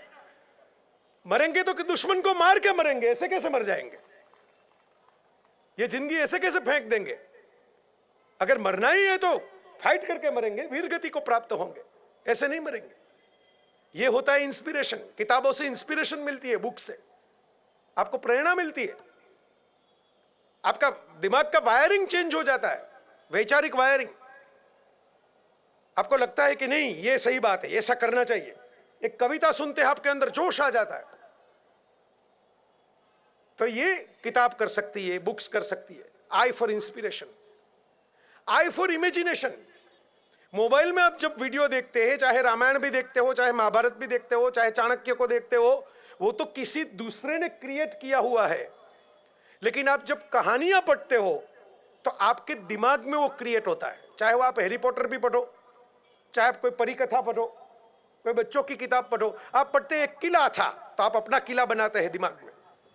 आपके उसमें लेखक ने लिखा है कि उसमें एक जरोखा था, तो आप अपने हिसाब से उसमें जरोखा बनाते हैं। उसमें एक राजकुमारी खड़ी हुई थी, वो भी आप बनाते। शांत जरूखे वाट देखती रूपनी रानी जोयती, मैं एक शहजादी जोयती, हमारी गुजराती की बहुत प्रसिद्ध गजल है। तो जब पढ़ते हो तब आपका इमेजिनेशन एक्टिव होता है, और पूरी दुनिया में जो जिसका हम उपयोग कर रहे हैं, वो टेक्नोलॉजी, वो साइंस, ये सब कहां से आया? इमेजिनेशन से आया। हम अभी बात कर रहे थे कि प्रधानमंत्री जो हमारे नरेंद्र मोदी जी है, उनका विजन कितना है, उनको नए नए आइडियाज आते ही रहते हैं, अपने आप आइडिया आते रहते हैं कि ये करना है, वो करना है, ऐसे करना है, वैसे करना है, क्योंकि बहुत पढ़ा है और बहुत घूमे भी है। सिर्फ अगर पढ़ते रहोगे तो किताबी कीड़े बन जाओगे, घर के बाहर नहीं निकलोगे। ये उनका रेयर कॉम्बिनेशन है, इनविंसिबल कॉम्बिनेशन है कि उन्होंने बहुत पढ़ाई की और उसके बाद बहुत भ्रमण किया, तो उनके पास थियरी भी आ गई और प्रैक्टिकल भी आ गया, दोनों आ गए, तो अपनी इंसाइट आ गई। ये इंसाइट भी एक आई है इमेजिनेशन की तरह, अपनी सोच, अपने विचार, अपने अंदर से आवाज आती है। पढ़ोगे तब उसके अपने अंदर की आवाज का पता चलेगा कि मुझे ये करना है, ये नहीं करना है। तो इंस्पिरेशन, इमेजिनेशन, इंसाइट, इंफॉर्मेशन, पढ़ोगे तो आपको डिटेल पता चलेगी। मैं सिलेबस, सपोज मैं तो आया हूं पहले भी, लेकिन पहली बार आ रहा हूं, अगर नेट में भी पढ़ लूंगा कि सिलेबस क्या है, उसकी हिस्ट्री क्या है, उसका एरिया क्या है, कितने लोग रह रहे हैं, तो मुझे सिलेबस के बारे में पढ़ने से पता चल जाएगा। झुम्पा लेहरी करके हमारे बंगाल की एक प्रसिद्ध लेखिका है जो अभी अमेरिका में रहती है, उनकी एक बड़ी प्रसिद्ध फेमस किताब है डैमसेक, जिसके ऊपर मूवी भी बना था इरफान और तबू का, फेमस मूवी था। उन्होंने एक सेंटेंस लिखा है, वो भी मैं आज सिलेबस बुक फेयर को समर्पित करता हूं। उनका वाक्य, reading means travelling across the universe without moving an inch from sitting where you are. पढ़ना मानी आप जहां पे बैठे हो वहां से एक इंच भी आप खिसकते नहीं, लेकिन पूरे ब्रह्मांड की यात्रा आप चाहे तो कर सकते हो पढ़ते पढ़ते। यह है गिफ्ट किताबों की। तो ये जो आय है उसमें इंफॉर्मेशन भी है, माहिती आपको मिलती है। मैं नए नए देशों में जाता हूं, पता कैसे चलता है वहां पे खाना वेजिटेरियन कहां पे मिलता है, कहां पे जाना है, क्या देखना है, म्यूजियम है तो कहां चेक करना है, पढ़ने से पता चलता है। म्यूजियम में भी उसमें बोर्ड रखे होते हैं, साइन बोर्ड रखे होते हैं। आपको एयरपोर्ट में जाने के लिए भी साइन पढ़नी पड़ती है, अगर पढ़ना नहीं आएगा तो यह भी नहीं पता चलेगा। तो आई फॉर इंफॉर्मेशन। पांचवा जो आए है, जैसे मैंने चार तो बता दिए, इंस्पिरेशन, मैं रिपीट इसलिए कर रहा हूं कि रिपीट होने से याददाश्त में चला जाता है वो अंदर। तो इंस्पिरेशन आ गया, इमेजिनेशन आ गया, इंसाइट आ गया, इंफॉर्मेशन आ गया। पांचवा जो होता है आई फॉर इंटेलिजेंस। अब हमारे ऐसे तो कोई ऑपरेशन, ये इतना बड़ा हॉस्पिटल है, इतना बड़ा इंस्टीट्यूट है, रिसर्च इंस्टीट्यूट है। अब यहां पे आप जाके पूछो कि ऐसा कोई है कि भाई ये जय वसावड़ा का दिमाग है, इसको मैं सर्जरी करके अपने में डाल दूं, यहां पे कोई ऑपरेशन करवा दो, ये खोपड़ी वोपड़ी निकाल दो और यहां से दिमाग। आइंस्टाइन का दिमाग तो अभी बर्तन में संभाल के रखा हुआ है, ब्रेन ऑफ द मिलेनियम। तो अब कोई बड़े आदमी को लगेगा कि मैं आइंस्टाइन हो जाऊं, चलो दिमाग इसमें बिठा दूं, ऐसी कोई टेक्नोलॉजी नहीं है, ऐसा कोई सर्जरी नहीं हो सकती। लेकिन जब आप एक किसी की लिखी हुई कोई एक किताब पढ़ेंगे, चाहे वो फिक्शन भी हो या नॉन फिक्शन हो, तो उसके जीवन के जो अनुभव है वो आपके अंदर समा जाएंगे, वो आपके अंदर आ जाएंगे। हम वीर सावरकर की तरफ अंडमान निकोबार की जेलों में रहे नहीं, लेकिन अगर मैं पढ़ेंगे उसकी किताब तो पता चलेगा कि वो कैसी थी, वहां पे पहुंच जाएंगे। हम सत्यना प्रयोगो गांधी जी की किताब पढ़ेंगे तो पता चलेगा कि उनके जीवन में जो 20 साल तक उन्होंने जो प्राप्त किया वो हमें 20 घंटे में मिल गया किताब पढ़ने से। उनको 20 साल लगे उस सत्य को पहुंचने के लिए, हमें 20 घंटे लगे। किसी भी आदमी की आप आत्मकथाएं पढ़िए, जीवन कथाएं पढ़िए, फिक्शन पढ़िए, पढ़ने से दिमाग की धार तेज होती है, पढ़ने से आपका इंसानी मूल्य बड़ा होता है, आपको पता चलता है कि जीवन क्या है, कैसे निर्णय लेने चाहिए। अब देखिए भारत के इतिहास में आप सबने पढ़ा होगा, इतिहास के बहुत प्रसिद्ध दो किस्से हैं। मोहम्मद घोरी को पृथ्वीराज चौहान ने हरा भी दिया था और फिर एक राजा है, चलो मैं राजा के तौर पे उसको माफ करता हूं करके जाने दिया। फिर जब ऐसा हुआ कि भाई जयचंद की वजह से, वो संयुक्ता की वजह से जयचंद पृथ्वीराज के खिलाफ हो गया और जयचंद की वजह से पृथ्वीराज को हार का सामना करना पड़ा। और पृथ्वीराज ने याद दिलाया, ये तो डॉक्यूमेंटेड है, याद दिलाया कि भाई चलो मैंने तुम्हें बख्श दिया था, अब तुम्हारी बारी है, मैं भी राजा हूं, तुम भी अपने कबीले के राजा हो, अब मुझे जाने दो। नहीं जाने दिया। राजा होना इंपॉर्टेंट नहीं है, विचारशील होना इंपॉर्टेंट है, इंटेलिजेंट होना इंपॉर्टेंट है, विद्वान होना इंपॉर्टेंट है। अगर विचार नहीं होगा तो सत्ता होगी। तो ये उसको जाने दिया। इसी किस्से को आप देखो, ये भी इतिहास की एक किस्सा है कि पोरस पंजाब का जो राजा था, वहां पे सिकंदर आया और सिकंदर ने पोरस को हराया। और फिर यही बात हुई कि कैसा बर्ताव तुम्हारे साथ करे, और पोरस ने बोला, वो सिकंदर तो बाहर से आया था, उसको तो भाषा का, कल्चर का कोई मालूम नहीं था। लेकिन जब पोरस ने कहा तो उनको लगा कि ये गरिमापूर्ण बात कर रही है, डिग्निटी की बात है, तो उन्होंने पोरस को फिर छोड़ के, मैं तो यहाँ पे रहने वाला हूं नहीं, तुम्हारा ही राज्य है, तुम ही संभालो, युद्ध खत्म हो गया, हम बात भूल जाओ। और सिकंदर वापस चला गया। क्यों? डिफरेंस ये है, दोनों घटनाएं सेम है, लेकिन दोनों में रिएक्शन विजेताओं के अलग अलग है। क्योंकि सिकंदर एरिस्टोटल का शिष्य था, एरिस्टोटल प्लेटो के पास पढ़ा था, और प्लेटो सोक्रेटिस का शिष्य था। ज्ञान की धारा जब बहती है ना, तब योद्धाओं को भी कुछ विचार देके जाती है, कुछ बुद्धि देके जाती है। उनको लगता है कि ये ज्ञान की बात है, यहां से मुझे मुड़ना चाहिए वापस, यहां लड़ने की बात नहीं करनी चाहिए। Knowledge seeking. आज भी ऐसा हो रहा है हमारे यहां कि धर्म के नाम पे, मजहब के नाम पे काफी सारी ऐसी पट्टियां पढ़ाई जाती है कि जिसकी वजह से लोगों का ब्रेन वॉशिंग हो जाता है। हम देखते हैं हमारे इर्द गिर्द। तो उसका सॉल्यूशन क्या है? एक जो दिमाग में जो बिठाया गया वो एक सॉफ्टवेयर है, उस सॉफ्टवेयर को निकालने के लिए आपको नया सॉफ्टवेयर अपग्रेड करना पड़ेगा। खुलापन का सॉफ्टवेयर, आधुनिकता का सॉफ्टवेयर, नई सोच का, नए विज्ञान का, नए विचार का सॉफ्टवेयर। ये इंटेलिजेंस आएगी तो पता चलेगा कि ये तो हम किसी का हथकंडे में आ रहे हैं, हम किसी के बहकावे में आ रहे हैं, हम गलत कर रहे हैं। जैसे हमारे ऋषियों ने कहा था कि सुख इसको कहते हैं कि दूसरों को भी आनंद मिले और आपको भी आनंद मिले। उन्होंने तो बहुत उदाहरण दिए हैं। पति पत्नी का उदाहरण दिया है कि जब शादी होती है, ब्याह होता है, तो पति को भी आनंद आता है, पत्नी को भी आनंद आता है, परस्पर समान आनंद आता है। उन्होंने गुरु शिष्य का उदाहरण दिया है, पढ़ाने में गुरु को भी आनंद आता है और पढ़ने में शिष्य को भी आनंद आता है, वो समान आनंद है। तो ये होगा, ये किताबों से होगा। तो बड़ी पुरानी गुलजार साहब की रचना है, किताबें कुछ कहना चाहती है, हमारे घरों में रहना चाहती है। ये यहाँ के बुक फेयर के हर स्टॉल में जो किताबें पड़ी हुई ना, वो भी आपसे यही कहती है कि किताबें कुछ कहना चाहती है, हमारे घरों में रहना चाहती है। और गुलजार साहब ने एक टीवी के कार्यक्रम में एक माताजी ने पूछा था कि हमारे बच्चे पढ़ते नहीं, हम क्या करें? तो गुलजार ने कहा कि भाई बच्चे नहीं पढ़ते, पहले माता पिताओं को पढ़ना चाहिए, फिर बच्चे पढ़ेंगे। कहने से बच्चे नहीं पढ़ते। माँ के हाथ में किताब देखेंगे, बाप के हाथ में किताब देखेंगे, तो देखने से उनको लगेगा कि ये हमारे हाथ में भी होनी चाहिए। उन्होंने कहा कि हम तो फिल्म इंडस्ट्री में हैं, लेकिन हमारे बच्चे पढ़ने लगे। क्यों पढ़ने लगे? शाहरुख खान के ऊपर एक पूरी किताब है, उसका नाम है स्टिल रीडिंग खान, SRK। तो उसको पूछा गया कि ऐसा नाम क्यों रखा, SRK, स्टिल रीडिंग खान। उसकी लाइब्रेरी भी बड़ी समृद्ध है। तो उसने कहा कि भाई मैं आया तब मेरे पास कोई बैकग्राउंड नहीं था, लेकिन चूंकि पढ़ा लिखा आदमी था और रीडिंग का शौक था, तो कहानी कैसे पसंद करनी है उसका तजुर्बा था मेरे पास, स्टोरी कैसे सिलेक्ट करनी है। तो जब लोग कहते थे कि भाई ये दीवाना पिक्चर है, उसमें तो ऋषि कपूर हीरो है, तुम तो इंटरवल के बाद आते हो, लेकिन मुझे पता था कि पिक्चर चल जाएगी क्योंकि कहानी सॉलिड है।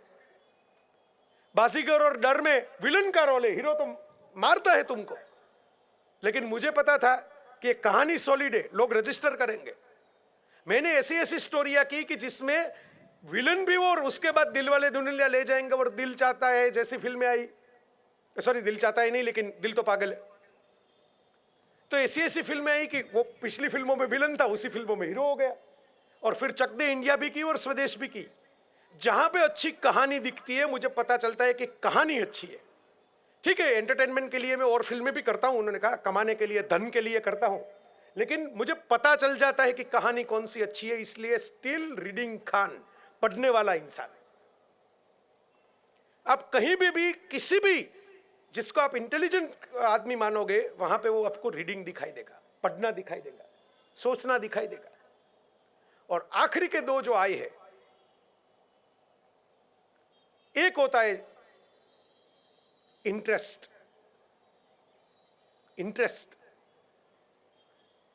किताबों की वजह से, पढ़ाई की वजह से आपको किसी चीज में रस आता है। आपने कुछ पढ़ा और फिर आप वहां पे जाके आपने किसी, आप देख लो, एक छोटा सा उदाहरण देता हूं। आपने कहीं पे पढ़ा कि ये जो यहाँ पे जो मिलता है ना, यहाँ पे जो पकोड़ा मिलता है, यहाँ पे जो भजिया मिलता है, यहाँ पे जो फाफड़ा मिलता है, यहाँ पे जो जलेबी मिलती है, यहाँ पे जो घेवर मिलते हैं, हमारे पास तो कितनी। प्रफुल्ल भाई, मैं आपको कहना चाहता हूं, मैंने एक रिसर्च किया था, पूरे यूरोप में जितनी शाकाहारी वानगियां नहीं है, इतनी शाकाहारी वानगियां सिर्फ गुजरात में है अकेले। और भारत में तो कितनी होगी? 700+। कैसे कैसे हम सब्जियों का कैसे कैसे इस्तेमाल करते हैं, कितनी कितनी चीजें बनाते हैं उसमें से। वहां पे तो सिर्फ सलाद है, वघार तो है ही नहीं, तड़का लगाने की तो बात ही नहीं। तड़का लगाना आता नहीं उनको। तो हमारे पास ये, लेकिन आप पढ़ोगे, अब जैसे मैंने बताया कि मैं कहता हूं कि अरे यार आप जाओ, आप यहाँ पे जाओ और वहां पे ये जो एक मिलता है, ये जो सुबह में आप बनारस में जाओ और बनारस में वो वहां पे जो दूध मिलता है और उसमें जो मलाई होती है और उसमें जो मिश्री मिलाते हैं और उसमें जो स्वाद आता है, उसमें केसर भी होता है, उसमें बादाम भी आता है, उसमें पिस्ता भी आता है और कटा हुआ होता है और उसकी मलाई, आपको लगेगा कि नहीं नहीं बनारस जाए तो ये जय भाई को पूछना पड़ेगा कि कौन सी दुकान की बात कर रहे थे आप। देखिए, पढ़ने की वजह से आप में इंटरेस्ट आ गया, वहां पे चखने की वजह से नहीं, आपने चखा नहीं, पढ़ा उसके बारे में। तो किताबें आपको जीवन में रस पैदा करती है। तो आई फॉर इंटरेस्ट, फिर से याद दिला देता हूं, inspiration, imagination, information, insight, intelligence, interest, और लास्ट का आई है, वो तो बड़ा आसान है गेस करना, इनोवेशन। अभी आत्मनिर्भर भारत हम सबका संकल्प है, पूरे देश का संकल्प है, हमारा संकल्प है, हमारे भविष्य के लिए। आत्मनिर्भर हम तभी होंगे जब इनोवेशन हमारे पास होगा, वरना हम प्रोडक्शन तो कर पाएंगे, ट्रेडिंग तो कर पाएंगे, लेकिन पेटेंट किसी दूसरे का होगा, कमाई किसी दूसरे के हिस्से में भी आती जाएगी।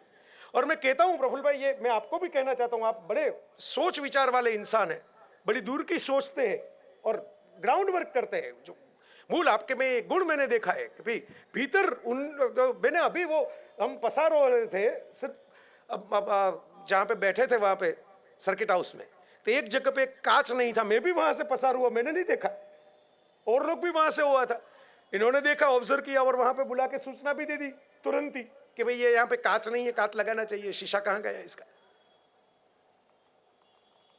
इससे विजिलेंट साइकोलॉजी। तो इसलिए मैं आपको बताना चाहता हूं सर कि हमने कस्टमर तो बहुत पैदा कर लिए, हमारी इकोनॉमी ग्रोइंग हो रही है तो कस्टमर्स बहुत पैदा होते हैं। लोग रविवार की शाम को, शनिवार की शाम को यहां पे खाना खाने के लिए भी खर्च करेंगे, किताबों के लिए खर्च करेंगे, बढ़िया बात है, हर जगह पे जाके हम खर्च करेंगे, वैकेशन में घूमने के लिए जाएंगे, खर्च करेंगे। कस्टमर्स तो बहुत पैदा हो गए, लेकिन भारत तभी अमृत काल में 2047 का जो स्वप्न हमारे प्रधानमंत्री देख रहे हैं उसमें पहुंच पाएगा जब हम क्रिएटर्स ज्यादा पैदा करेंगे, कस्टमर्स नहीं, क्रिएटर्स। और ऐसे क्रिएटर्स के जिनके कस्टमर पूरी दुनिया में हो। मैंने खुद अपनी किताब निकाली तो मैंने ये सोचा, ये नवभारत वाले दोस्त हमारे हैं, कभी कॉन्ट्रैक्ट साइन नहीं किया, ऐसे ही दे दी सब। पूछो वहां पे कृणाल को, रौनक को, सबको। हर किताब में मैं ऐसा मानता हूं कि भाई इसको डिजाइन करो ऐसी तरीके से कि लोगों को हाथ में लेने का मन हो, उसके कवर में कुछ डालो। मैंने एक जय हो किताब निकाली मोटिवेशन के लिए, मैंने सोचा कि लोग ले गए नहीं, विद्यार्थी होंगे शायद न भी ले पाए, हाथ में लेंगे और वापस रख देंगे, हाथ में लेंगे और वापस रख देंगे, कुछ उसको मिलना चाहिए, हाथ में लेने से भी मिलना चाहिए। तो कोई जादू की किताब नहीं है कि हाथ में लेने से कुछ अंदर चमत्कार हो जाए। तो मैंने एक सूत्र उसके ऊपर रखा अपना बनाया हुआ, I do is better than IQ. IQ वाले लोग बातें करते रहते हैं, आई डू वाले लोग काम करके दिखाते हैं। काम करोगे तो गलतियां भी होगी। मैं किसी भी फर्स्ट क्लास मैच में, टेस्ट मैच में, वनडे मैच में, T20 मैच में कभी आउट नहीं हुआ। मैं तो महान खिलाड़ी हूं, मैं तो कोहली से भी महान हूं, रोहित से भी महान हूं, धोनी से भी महान हूं, कभी आउट ही नहीं हुआ। तो कभी खेला ही नहीं तो आउट कैसे होगा। वही पतंग कटते हैं या फटते हैं कि जो आकाश तक जाते हैं, शोकेस में लगाए हुए पतंग को कुछ नहीं होता। Ships are always safe in harbour but they are not mean to kept in harbour. जहाज बनाया है तो समंदर की लहरों के बीच जाना पड़ेगा। ये वो कौन से खलासी गोती लियो, जड़ेलू न शोधे गोतेलू न गोते। सौम्य जोशी, वो भी अच्छे लेखक है, उन्होंने ये गीत लिखा है। तो मेरे दोस्तों, पूरी बात का जो सार है, अभी मेरे समापन के में आ गया, अंत में आ गया, पूरी बात का जो सार है वो यहां पे है। इनोवेशन किताबों के बगैर नहीं होगा। जिस देशों में इनोवेशन आया, जहां पे सबसे ज्यादा पेटेंट आई, वहां पे सबसे पहले रीडिंग भी आया है। अब देख लीजिए, पता कैसे चलेगा रिसर्च करने में कि और लोगों ने क्या किया है? आपको पढ़ना पड़ेगा, कैसी डिजाइन कैसे आई, कहां से आई। अगर एक इसरो ने रॉकेट भी भेजना है, चंद्रयान भेजना है, आपको पढ़ना पड़ेगा। तो ये 7 आई अगर हमको हासिल करने हैं तो हमें रीडिंग का कल्चर डेवलप करना पड़ेगा। ये बात मैंने लास्ट में रखी। आपकी 5-7 मिनट और लूंगा बस। उससे ज़्यादा नहीं। मुझे भी जाना है, सर को मालूम है, इन सबको मालूम है, क्योंकि एक कार्यक्रम को छोड़ के उसको, जैसे वो कहते हैं ना, इसको बीच में पोज करके आया हूँ कि मैं आऊँगा। वो अगस्त्य ने विंध्याचल को कहा था कि मैं आऊँगा वापस, तो मैं अगस्त्य तो वापस नहीं आए क्योंकि विंध्याचल बहुत बढ़ रहा था, तो नॉर्थ और साउथ की दूरी उनको मिटानी थी, तो वो वापस नहीं आए, लेकिन मुझे तो जाना पड़ेगा। तो मैं इसलिए आखिर का समापन के 5-7 मिनट आपके इसलिए लेना चाहता हूं दोस्तों, इस वजह से कि आप अब सोचिए कलेक्टिवली कि हमें ये मुझे सेल्वास बुक फेयर में मैं क्यों मैंने आप पूछिए इन सबको कि भाई मैंने इन सब कह रहे थे कि आपको ये तकलीफ होगी, आपको ये तकलीफ, मैंने कहा किसी भी तकलीफ होगी मैं किताबों के लिए आने के लिए रेडी हूं। I will come for the books. मैंने जो पाया है बुक्स की वजह से, ये लोग मुझे, मेरे में ऐसा क्या है कि भाई मैं प्रफुल्ल भाई की बाजू में बैठ सकूं, इस 2 ही कुर्सी रखी है यहाँ पे, तो मैं क्या हूं, मैं एक्टर हूं, मैं मॉडल हूं, मैं क्या कोई अरबपति हूं, उद्योगपति हूं, गवर्नमेंट का ऑफिसर हूं, राजनेता हूं? मैं तो स्कूल का प्रिंसिपल भी नहीं हूं। अभी कॉलेज में था, पढ़ाता था, एक वक्त प्रिंसिपल रहा था, लेकिन छोड़ दी वो नौकरी। ये मेरी कोई अचीवमेंट नहीं है, ये ज्ञान और विचार और पढ़ाई की अचीवमेंट है। ये जो किताबें हैं वो आपको कहां से कहां तक पहुंचा सकती है, इसका एक नम्र नमूना मैं खुद हूं आपके सामने। मैं नमूना शब्द का इस्तेमाल कर रहा हूं तो आपको ऐसा ना लगे कि मैं कोई सेल्फ बोस्टिंग कर रहा हूं। ये सैंपल है, सिर्फ सैंपल। मैं सैंपल कह रहा हूं कि आदमी पहुंच सकता है कहां से कहां तक, क्योंकि लोगों को मजा आता है, कुछ आनंद आता है, कुछ नया मिलता है। लोगों को लगता है कि हमारा कोई दिमाग का अंधेरा दूर हो गया ये सुनने से, पढ़ने से, नई बात को सीखने को मिली। और सीखना जब बंद हो जाएगा मेरे दोस्तों, तब जीतना भी बंद हो जाएगा। दुनिया में जो जो लोग सीखते रहे कंटिन्यूअसली, वही जीतते रहे। स्टीव जॉब्स नए नए नए नए नए नए एप्पल के टेक्नोलॉजी के मॉडल निकालते रहे तो स्मार्टफोन आया हमारे पास, और नोकिया ने नहीं निकाला, ब्लैकबेरी ने नहीं निकाला, उस वक्त वो जीत रहे थे। नया सीखने का बंद कर दिया तो हार गए, ब्रांड ही खत्म हो गई। आपको अगर बिजनेस में मैं देखता हूं, डॉक्टर लोग होते हैं, 5 मिनट उनको कहा जाता है कि आप पेशेंट के साथ बात करके उसको समझा दिए कि ऑपरेशन क्यों करना है। वो ऑपरेशन तो अच्छा करते हैं, लेकिन 5 मिनट में पेशेंट को समझा नहीं सकते कि ये क्यों मैं कर रहा हूं। तो अगर उन्होंने मेडिकल की तो पढ़ाई की, लेकिन ये ऐसे बुक फेयर में गए नहीं, 5 किताबें अच्छी लेके हाथ में ली नहीं, सोचा नहीं, तो वो समझा नहीं सकते, उनके पास वो बात नहीं है। और कुछ डॉक्टर मैंने ऐसे देखे कि ऑपरेशन तो इतना बढ़िया नहीं करते, लेकिन वीडियो पे आके इतनी अच्छी अच्छी बात करते हैं, टीवी पे का इतना अच्छा अच्छा इंटरव्यू देते हैं कि वहां पे 200-200 लोग आ जाते हैं पेशेंट के तौर पे। तो आज का जमाना ही ऐसा जमाना है कि आपको कम्युनिकेट करना सीखना पड़ेगा। नई सोच, नए विचार, इतने सारे वीडियो आ रहे हैं, आप किसका वीडियो देखेंगे? डांस के मूवमेंट भी देख देख के बोर हो जाओगे। 10 वीडियो में एक ही मूवमेंट दिखाई देगी, बोर हो जाओगे। अभी गिबली गिबली गिबली चल रहा था, बोर हो गए लोग, 1 वीक में चला गया। सॉन्ग आते हैं, ये आता है, ट्रेंडिंग आता है, हैशटैग आता है, चला जाता है, 10 दिन में लोग भूल जाते हैं। नया विचार आता है तो लोग अट्रैक्ट होते हैं। तो विचार आएगा आपको पढ़ने की वजह से, ऐसे बुक फेयर की वजह से, किताबें घर में ले जाने की वजह से। खरीदनी किताबें भी इसलिए कहता हूं कि हमारी एक साइकोलॉजी है, मुफ्त में मिलता है ना तो हमको इतना इंटरेस्ट नहीं आता, लेकिन पैसे हमारे पॉकेट में से जाते हैं ना, तो हमारी एक इंडियन माइंडसेट है कि उसको वसूल करने के लिए भी हम जाते हैं। किसको वसूल करना चाहिए तो वसूल करने के लिए पढ़ो।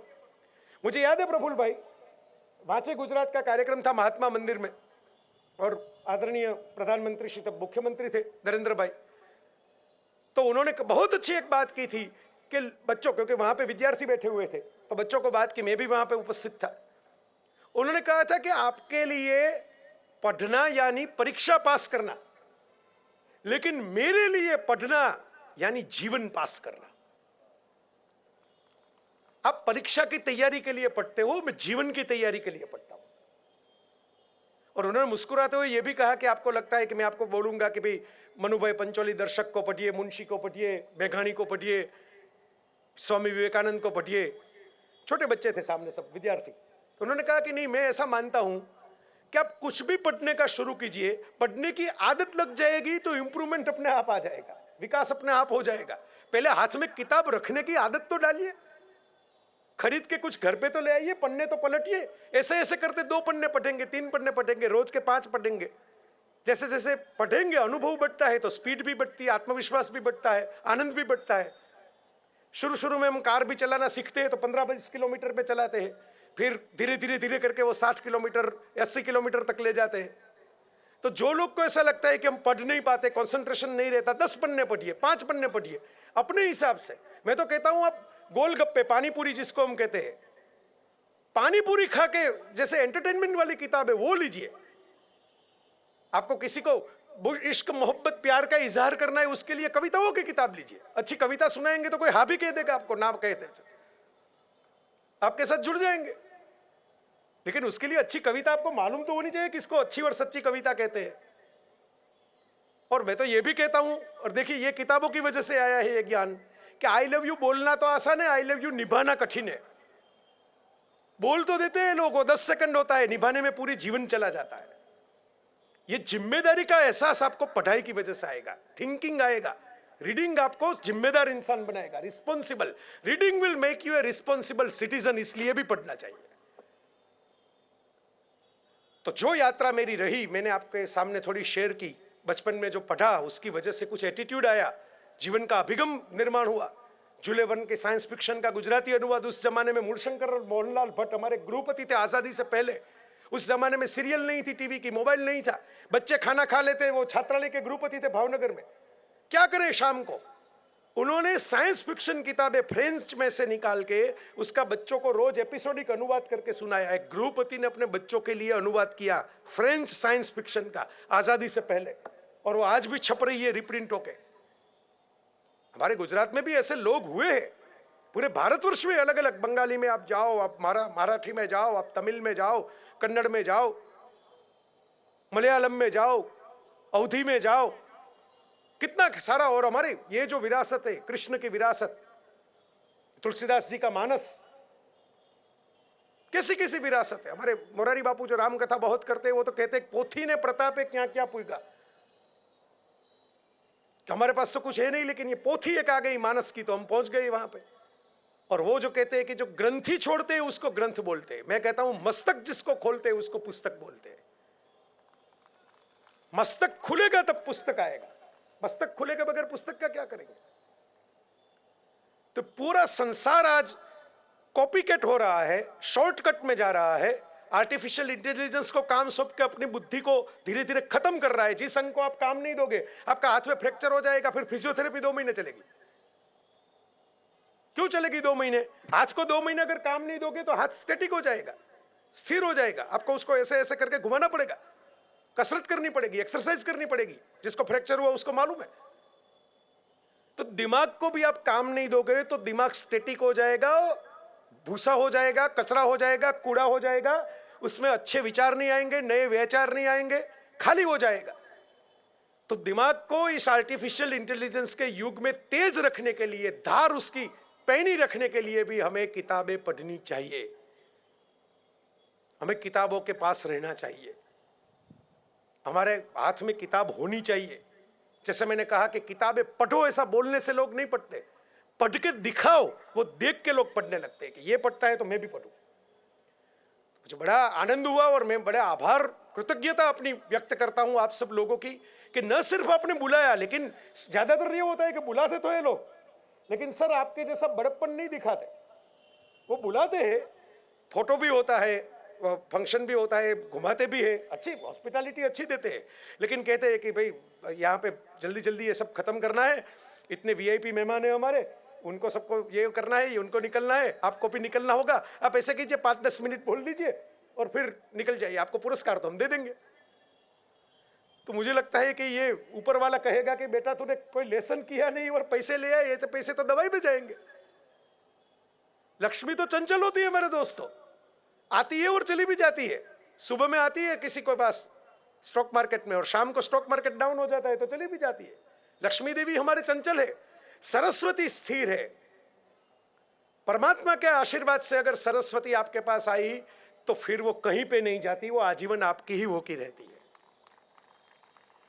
अगर लता मंगेशकर के कंठ में सरस्वती थी तो वो 92 साल की हुई, उन्होंने गाना बंद कर दिया, उसको 10-15 साल हो गए, फिर भी जब उनकी विदाई हुई तो पूरी दुनिया ने यही कहा कि भी ये कोकिल कंठी हमारे लता जी को सरस्वती थी। सरस्वती कहीं पे नहीं जाती, मरने के बाद भी नहीं जाती। आप नरसिंह मेहता की पंक्तियां उठा के देख लो। मैं तो कहता हूं सर आप तो एडमिनिस्ट्रेटर है, आपका रोज का काम है।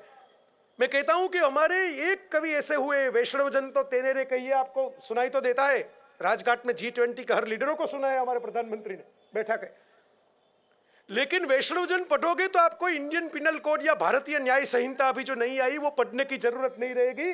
पूरा संविधान, पूरा बंधारण मनुष्यता का जो है वो इसमें लिखा हुआ है, इस वैष्णवजन में। परस्त्री जने मात्रे, नो रैप, ओके, कोई छेड़खानी नहीं, परस्त्री जने मात्रे। अपनी स्त्री के साथ, अपनी राधा के साथ अपने किशन बन के दिखाओ, लेकिन किसी सीता का हरण करने वाले रावण मत बनो। परस्त्री जने मात्रे, परधन न उजाले हाथरे, नो करप्शन। अपने हक का नहीं, उस पैसे का आप हाथ में नहीं ले पाओगे। परधन न उजाले हाथरे, आधी आधी लिटियों में पूरा अनुच्छेद आ गया संविधान का हमारा, आधी आधी पंक्तियों में। वैष्णवजन तो तेने रे कहिए, क्या प्रसाद खाए वो नहीं, पीड़ पराई जाने रे, जो दूसरों की दुख से दुखी होता है वो। और फिर पीड़ पराई तो एकता कपूर की सीरियल देख के लोग जानने लगते हैं कि अरे बेचारे को कितना दुख है, उसकी सास कितनी बुरी है, उसकी ननद कितनी है। लेकिन नहीं, पर दुख है उपकार करे। अगर किसी की पीड़ा आपको मालूम हुई तो उसको दूर करने का प्रयत्न करो, मन अभिमान ना ले। लेकिन अगर दूर कर भी दिया तो अपने आप को भगवान मत समझो, भगवान का हथियार समझो। भगवान ने, परमात्मा ने मौका दिया किसी के जीवन में उजाला करने का, किसी के अंधेरा मिटाने का। सहज भाव से नमस्कार करके परमात्मा का आभार प्रदर्शन करके चले जाओ वहां से। ये है हमारी विरासत, ये है किताब। चाहे आप गालिब को पढ़ लो, चाहे आप नरसिंह मेहता को पढ़ लो, चाहे आप शेक्सपियर को पढ़ लो, पूरी दुनिया में कितने सारे, हमारे जीवन खत्म हो जाएगा, किताबें खत्म नहीं होगी, लेकिन जो आनंद मिलेगा, जो रस मिलेगा, जो शांति मिलेगी, जो सुकून मिलेगा, एंटी डिप्रेशन थॉट आएंगे, पॉजिटिविटी आएगी, एक चमत्कार हो जाएगा आपके जीवन में। और मैं चाहता हूं कि ये हो, इसीलिए मैंने ये पूरा निचोड़ के आपको ये मेरी बात बताई जो मेरे अंदर थी, मेरे भीतर थी, कि आपको ये मिले। आपको जो मुझे आनंद मिला है वो आपको मिले, जो मुझे प्रगति मिली है वो आपको मिले, जो मुझे आत्मविश्वास मिला है वो आपको मिले, जो मुझे जीवन की बारीकियां पता चली, ताले खोलने के लिए कुंजियां मिली, वो किताबों से मिली, मेरे गुरु किताबें हैं, तो आपको भी मिले। तो इस सेल्वास बुक फेयर का ये उद्घाटन हो रहा है। मैं आपको अनुरोध कर रहा हूं कि सिर्फ आप यहाँ पे आनंद करके खाए पिए मजा करें। इतनी अच्छी तरीके से आयोजन किया गया है, इतना ब्यूटीफुल है, दिखने में भी कितना सुंदर लग रहा है। लेकिन कुछ ना कुछ, चाहे ना चाहे, अच्छा लगे वो ले जाइए घर पे। पानी पूरी रोज तो नहीं खा सकते, रोज खाएंगे तो एक दिन खिचड़ी खानी पड़ेगी, एक दिन दही खाना पड़ेगा, एक दिन बाजरे की रोटी खानी पड़ेगी। तो अगर पानी पूरी वाली किताब भी ले लोगे ना, तो अपने आप एक दिन बाजरे की रोटी वाली किताब आपके घर पे आ ही जाएगी। आदत अगर पड़ेगी तो आ ही जाएगी। तो बस यही विनती करता हूं, अपने देश की प्रगति के लिए हमें अच्छे इंसानों का, अच्छे नागरिकों का निर्माण करना पड़ेगा। और अच्छे इंसान और अच्छे नागरिक को अमेज़न के ऑर्डर पे नहीं आते, वो कोई फैक्ट्री में नहीं बनते। अगर अच्छी सोच होगी तभी अच्छे इंसान और अच्छे नागरिक होंगे। और अच्छी सोच के लिए आपको रीडिंग कल्चर, पढ़ाई के लिए का वातावरण निर्माण करना पड़ेगा। और मैं सेल्वास के पूरे एडमिनिस्ट्रेशन को अभिनंदन करता हूं और उसका हाथ जोड़ के अभिवादन करता हूं कि आपने एक नई पहल की। और आज के जमाने में, इस इंस्ट्रूमेंट्स के जमाने में, इस डिजिटल गैजेट्स के जमाने में आपने ऐसा आयोजन किया कि सिर्फ मैं ही नहीं आ रहा हूं और लोग भी आ रहे हैं हर दिन। ऐसा आयोजन किया कि लोग को पढ़ाई में रुचि हो, लोगों को अक्षर के साथ नाता हो, और वहां से आप पहुंच पाएंगे, वहां से आप जागरूक हो पाएंगे, वहां से आप जीवन पे आगे निकल पाएंगे। इसीलिए हमारे वेद ने, उपनिषद ने, रामायण ने, महाभारत ने, सब कुछ ने ग्रंथस्थ किया कि हम तो नहीं रहेंगे, लेकिन ये हिंदुस्तान रहना चाहिए, तो हिंदुस्तान में हमारा ज्ञान भी रहना चाहिए। और ज्ञान बांटने से बढ़ता है, हमारे अंदर भीतर रखने से नहीं बढ़ता। तो ज्ञान बांटोगे तो बढ़ता जाएगा, नया नया उसमें जीवन आता जाएगा। पुनः मैं प्रफुल्ल भाई का भी आभार प्रदर्शन करता हूं, पूरे सेल्वास की इस एडमिनिस्ट्रेटिव टीम है उनका आभार प्रदर्शन करता हूं, हमारे नवभारत वाले दोस्तों, गुजरात में सबसे फास्ट वो किताबें छपा रहे और लोगों के तक पहुंचा रहे, और डिफरेंट टाइप, पूरा जैसे गुजराती थाली की तरह सब स्वाद की किताबें निकालते हैं। उनकी वजह से मैं आप सबसे जुड़ पाया, तो उनका भी मैं आभार व्यक्त करता हूं। धन्यवाद। जय जय गरवी गुजरात, भारत माता की जय, वंदे मातरम।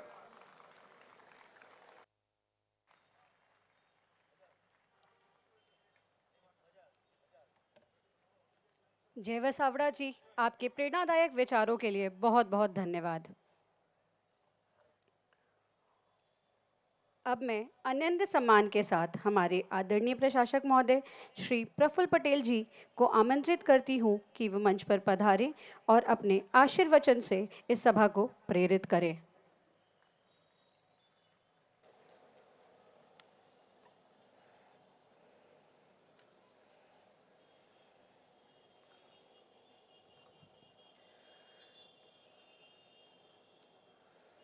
સતત 70 મિનિટ સુધી લગભગ સવા કલાક સુધી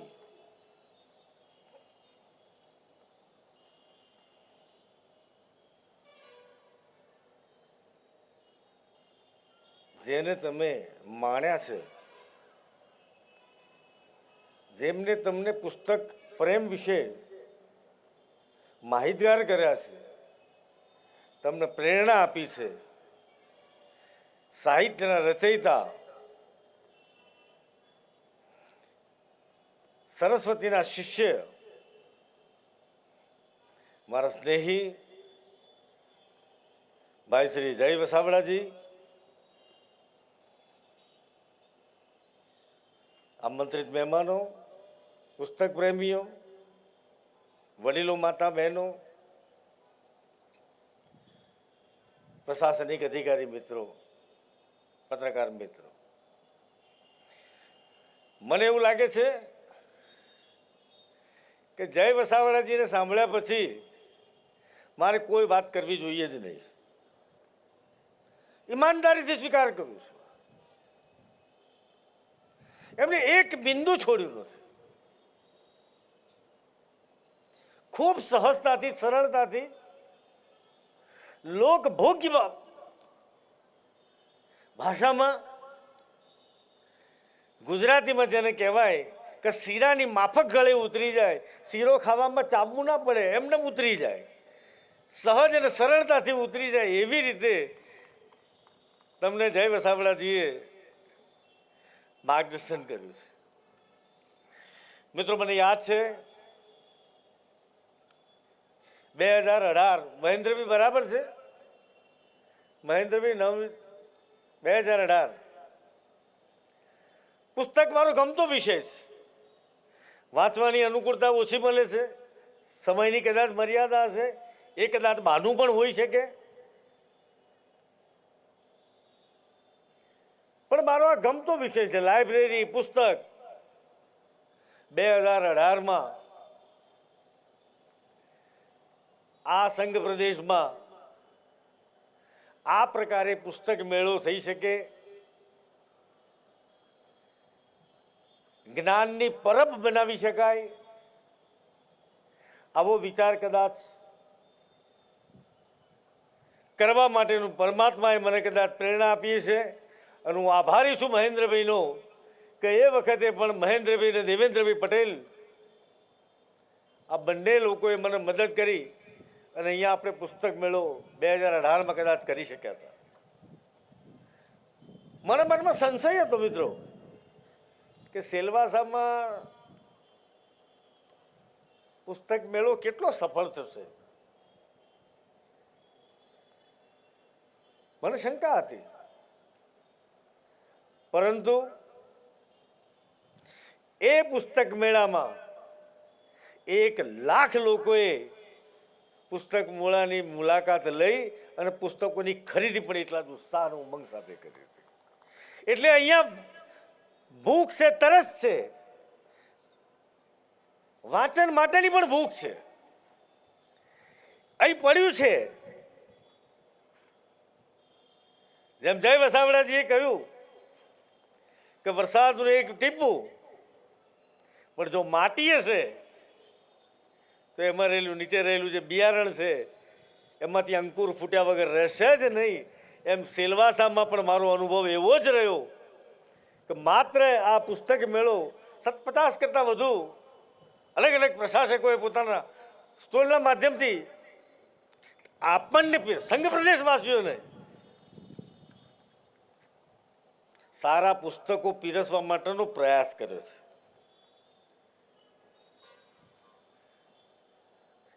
મિત્રો, આ પુસ્તક મેળામાં જય વસાવડાજીના 8:30 વાગે નીકળવાનું જ છે. એમની એક મર્યાદા છે, એમને મુંબઈ સુધી પહોંચવાનું છે. આપણું રોજનું છે, ગમે ત્યારે નિરાતે વાતો કરીશું. આપણા આવેલા મહેમાનને અનુકૂળ થવા માટેનો નિશ્ચિતપણે પ્રમાણિક પ્રયાસ કરીશું. મિત્રો, જે અધિકારી મિત્રોએ એક ઓર્ગેનાઇઝ વેમાં આ સુંદર પુસ્તક મેળાનું જે આયોજન કર્યું છે, મારી આખી પ્રશાસનની ટીમ હૃદયપૂર્વક અભિનંદન આપું છું. પ્રત્યક્ષ યા પરોક્ષ રીતે આ યજ્ઞને સફળ બનાવવા માટે જે યોગદાન કર્યું છે એમને પણ અંતઃકરણપૂર્વક આભાર માનું છું. પુસ્તકના સંદર્ભમાં લગભગ કશું કહેવાનું બાકી નથી, પરંતુ પુસ્તક પ્રેમ શું હોઈ શકે એના 2 ઉદાહરણ આપ્યા. ભગવત ગોંડલના મહારાજાએ હાથી ઉપર એની સવારી કાઢી હતી. કોઈ વ્યક્તિની નહીં, કોઈ રાજાની નહીં, કોઈ સંત મહંતની નહીં, એક ગ્રંથની સવારી કાઢી હાથી ઉપર. સામાન્ય રીતે ભૂતકાળમાં હાથી ઉપર સવારી રાજાની નીકળે, રાજાના કુંવરની નીકળે. કેટલું મોટું મૂલ્ય હશે.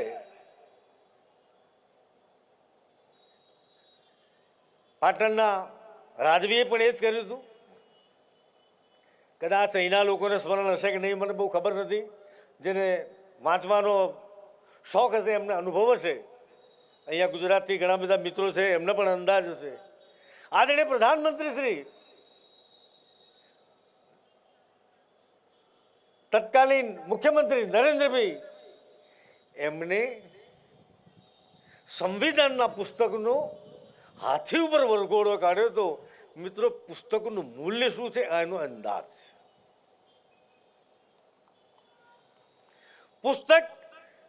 પુસ્તક માટે જીવનારા અને મરનારા લોકો પણ છે. આપણને એમ લાગે કે આવું બની શકે ખરું? એના પ્રત્યેનો શ્રદ્ધાભાવ, એના પ્રત્યેનો વિશ્વાસ, એના કન્ટેન્ટમાં વિશ્વાસ, એના પેપરમાં નહીં, એના કન્ટેન્ટમાં વિશ્વાસ, જેના આધુનિક યુગના લોકો જેને કહી શકાય, વિશ્વની મહાસત્તા જેને કહી શકાય, અમેરિકાના પ્રેસિડેન્ટ. હું ધર્મગ્રંથ સાથે એને જોડતો નથી. ધર્મગ્રંથના કન્ટેન્ટ કે જે એની પ્રેરણા છે, જે એની શ્રદ્ધા છે, જેનો વિશ્વાસ છે, એ પણ શપથ ગ્રહણ કરે તો એ બાઇબલ ઉપર હાથ રાખીને કરે. તો કેટલું બધું મહત્વ છે. એના કન્ટેન્ટનું કેટલું મહત્વ છે, પુસ્તકનું કેટલું મહત્વ છે, કન્ટેન્ટની વિશ્વસનીયતા. અત્યારે તો મને ખબર નથી કે જ્યુડિશરીમાં શું સિસ્ટમ છે. I don't know exactly right now, પણ મૂવીમાં જોઈએ છે ને વાસ્તવિકતા હતી કે હું ગીતા ઉપર હાથ મૂકીને કહું છું કે હું જે કહીશ એ સત્ય કહીશ, સત્ય સિવાય બીજું કશું જ નહીં કહું. શા માટે? એવું કયું એલિમેન્ટ છે કે માણસને સાચું બોલવા માટેની પ્રેરણા આપે છે, જૂઠથી દૂર રાખે છે? આ મિત્રો પુસ્તક છે, ગ્રંથ છે. આ આટલી એની મહત્વતા છે. અહીં બેઠેલામાંથી ઘણા બધા લોકો એવા છે કે ગ્રામ્ય જીવનમાંથી આવતા હશે, અરે કદાચ શહેરી જીવનમાં પણ. અહીંયા પણ અત્યારે તો આપણને ત્યાં સંઘ પ્રદેશમાં કથાકારો લગભગ અત્યારે સિઝન છે. એવું જ છે ને મિત્રો, સેલવાસા કથાકારો અત્યારે આપણા ત્યાં આવતા હોય છે, જ્ઞાન પીરસવા માટે આવે, આપણને માર્ગદર્શન કરવા માટે આવે, આપણી ત્રુટિઓને કરેક્ટ કરવા માટે આવે છે. એ કથાકાર પણ જ્યારે કથાનો પ્રારંભ કરે ત્યારે સૌથી મોટો ઉછાળો જેની બોલી બોલાય, માથે પોથી યાત્રા નીકળતી હોય, આ પણ એનું એટલું જ મહત્વ છે. આ એનો જીવતો જાગતો પુરાવો છે. પોથીની યાત્રા નીકળે.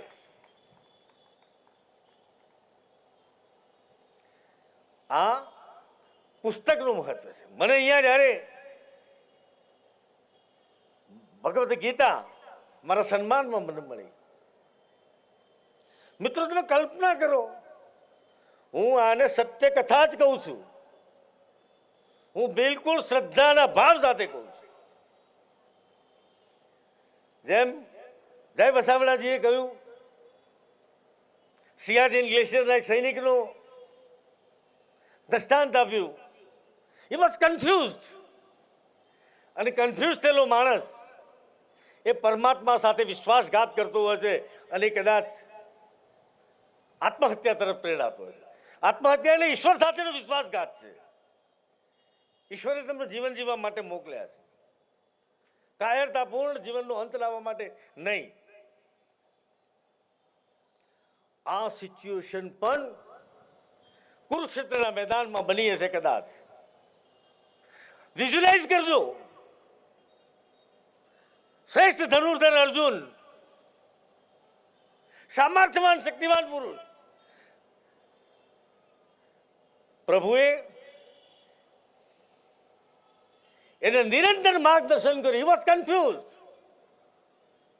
જ્ઞાનના માધ્યમથી કન્ફ્યુઝ થયેલા વ્યક્તિને પણ સાચી દિશામાં લઈ એની ડ્યુટી શું છે, એનો ધર્મ શું છે, એની જવાબદારી શું છે, એનું ભાન કરાવીને સૌથી પહેલો 18 અધ્યાય પ્રભુએ આ જે ગીતાની અંદર માત્ર એક અધ્યાય એક જ પ્રકારનું તત્વજ્ઞાન પીરસ્યું નથી. લોજિક નથી, ફિલોસોફી છે. It's not a logic, it's a philosophy. 18 અધ્યાયની અંદર દરેકે દરેક બધા જ વિષયોને વણી લીધા છે.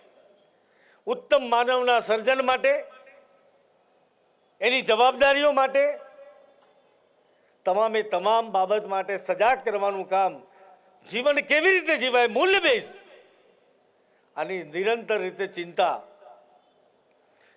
પ્રભુ કૃષ્ણે કરી અને અર્જુનને એ વિષાદ યુગમાં પહેલા અધ્યાયથી શરૂ કરી 18મા અધ્યાય સુધી અલગ અલગ વિષયો ઉપર એને જ્ઞાન આપ્યું હતું. આ જ્ઞાનનો સંચય એ ભગવદ્ ગીતાના માધ્યમથી થયો. અને આજે પણ હું ને તમે નહીં, કેટલું મહત્વ છે મિત્રો આ જ્ઞાનનું. આ જ્ઞાનસભર પુસ્તકનું, ગ્રંથનું કેટલું મહત્વ છે. નરેન્દ્રભાઈએ પણ વિશ્વની મહાસત્તાના મુખિયાને પણ જ્યારે ભેટ આપવાની હતી તાર ભેટ ભગવદ્ ગીતાની આપી હતી. આ પુસ્તકનું મહત્વ છે. પુસ્તક શું છે? આ છે તમને પ્રેરણા આપે. એમને 7 આઈની વાત કરી છે, એ બિલકુલ સાચું છે મિત્રો. તમને જે દિશામાં જવું છે એ દિશામાં જવા માટેનું નિરંતર રીતે તમને માર્ગદર્શન માત્ર પુસ્તકના માધ્યમથી જ થઈ શકતું હોય છે. તમારા વ્યક્તિગત જીવનના ઘડતર માટે પણ, તમારા કૌટુંબિક જીવનના ઘડતર માટે પણ, તમારા સામાજિક જીવનના ઘડતર માટે પણ, તમારા રાજકીય જીવનના ઘડતર માટે પણ પુસ્તક અનિવાર્ય છે. પુસ્તક પ્રેમ હોય છે. અને મને એમ લાગે છે આ યુગમાં હવે ધીરે ધીરે આ ઇલેક્ટ્રોનિક્સ ગેજેટના યુગમાં પણ પુસ્તક વાંચન એક સ્ટેટસ સિમ્બોલ છે. સ્ટેટસ સિમ્બોલ છે. અહીં બેઠેલા બધા ઘણા બધા લોકો હશે, તમને અનુભવ છે, બધા એરલાઇન્સમાં અથવા તો વંદે ભારતમાં ક્યાંક જતા હશો, બસમાં ક્યાંક મુસાફરી કરતા હશો, તમે જોયા હશે. હું મજાકમાં કહું છું પણ એની પાછળનો હેતુ જુદો છે. તમે જોયું છે જરા શૂટેડ બૂટેડ હોય, અપ ટુ ડેટ હોય, થોડું આમ ખભા ઊંચા કરી યા કરી ઇંગ્લિશમાં થોડું બોલી નાખે, આ કરે, વાતો કરે, પછી ધીરે રહીને એની નાની મોટી બેગ હોય એમાંથી બુક કાઢે અથવા તો બુક સાથે જ રાખે. એક પાનું ફેરવે નહીં, ડેસ્ટિનેશન સુધી પહોંચે. સુરતથી ઉપડે ને દિલ્હી જાય ત્યાં સુધી આરામથી જો એક પાનું વાંચ્યું હોય તો. તેમ છતાંય એને એમ છે કે બુક વાંચવાથી મારી પ્રતિભા ભલે આડંબર છે પણ મારી પ્રતિભામાં વધારો થશે. આગળ પાછળ બેઠેલા લોકો મને જ્ઞાનીમાં સમજશે. મિત્રો, એ જ્ઞાન આજે જ્ઞાની છે પુસ્તક દ્વારા જ્ઞાન મળે છે. જ્ઞાન મેળવવા માટેનું ઉત્તમ માધ્યમ છે આ હસી મજાકનું પણ એક આ વાસ્તવિકતા કહીશ તમને. મિત્રો, હું મારા વ્યક્તિગત જીવનની વાત કરું. મારા પરિવાર, મારા બાપુજી પુસ્તકના ખૂબ જ શોખીન વ્યક્તિ હતા. એમનો વાંચનનો એક અનેક પ્રકારના વાંચનો હોઈ શકે. નવલિકા હોય, નવલકથા હોય, મહાપુરુષોના જીવન ચરિત્ર હોય, ઓટોબાયોગ્રાફી હોય, ધાર્મિક હોય, સ્પિરિચ્યુઅલ હોય, જાતના બધા હોય. એ સેન્ટ્રલ ગવર્મેન્ટમાં સર્વિસ કરતા હતા. એ ગાંધીનગર રહે, હું હિંમતનગર રહું. એમને કંઈક પુસ્તકમાં સારી વસ્તુ ગમી જાય વાંચતા તો એ અંડરલાઈન કરી રાખે. એ જ્યારે હિંમતનગર આવે અથવા તો હું જ્યારે ગાંધીનગર જાઉં તો મને પુસ્તક આપે કે બેટા તું આ વાંચજે. એ વખતે મને થોડું એવું લાગતું કે યાર આ ક્યાં વેલા કરવાના બધા ખાલી નકામો મગજ બગાડવાનો ધંધો. Very honest, I confess it. લઈ જવું, પણ એ બહુ જિદ્દી સ્વભાવના માણસ. એમની જિદ્દી મારા જે કંઈ નાનું મોટું અડધો ટકો 2% કંઈ જે કંઈ સારું હશે એ એમના નિરંતર પ્રયાસના કારણે છે. અને એ પ્રયાસ પુસ્તકના માધ્યમથી. મને પુસ્તક આપે, મને એમ કે બેટા તું વાંચજે બધું. હું એ વાંચું, પછી મને ફોન કરીને પૂછે 2 દિવસ પછી, પેલું વાંચી કાઢ્યું? હા, મેં કીધું થોડું વાંચ્યું. શું વાંચ્યું જરા મને કહેતો. પાછું કન્ફર્મ કરાવે. શું વાંચ્યું એટલું પૂરે ત્યાં સુધી તો શાંતિ, પણ પછી પૂછે કે એમાં તને શું ગમ્યું? એટલે હું કહું મને આ ગમ્યું. મને કહે એ તને કેમ ગમ્યું? હવે આ હદ સુધી મને પૂછે એ માણસ. મિત્રો, આ કહેવાનો ભાવાર્થ મારા ઘડતરમાં એમને પોતે મારા માટે સારા પુસ્તકો વાંચ્યા, મને વંચાવ્યા, અને મારા ઘડતરમાં પણ પુસ્તકનો ખૂબ મોટો ફાળો રહ્યો. વારસામાં પણ ઉતર્યું. મારી ગ્રાન્ડ ડોટર છે, અમદાવાદની ખૂબ સારી સ્કૂલ છે Anand Niketan, one of the best school in Ahmedabad. Standard 5માં બુક રીડિંગનો બેસ્ટ એવોર્ડ જો કોઈને મળ્યો હોય તો મારી ગ્રાન્ડ ડોટરને, મારા દીકરાની દીકરીને મળ્યો. આજે પણ એ 2 કલાક નિયમિત રીતે વાંચે. ખૂબ રમે મેદાનમાં. એને મોબાઈલના લટકણિયામાં બહુ રસ નથી. મેદાનમાં પુષ્કળ રમે, પરસેવો થઈ જાય એટલું રમે, અને નવરી પડે તો તરત ચોપડી લઈને બેસી જાય. આ શોખ પણ ધીરે ધીરે ડેવલપ થતો હોય છે. મિત્રો, આ સંઘ પ્રદેશ સિલવાસામાં એને એમ કહી શકાય કે લઘુ ભારત છે.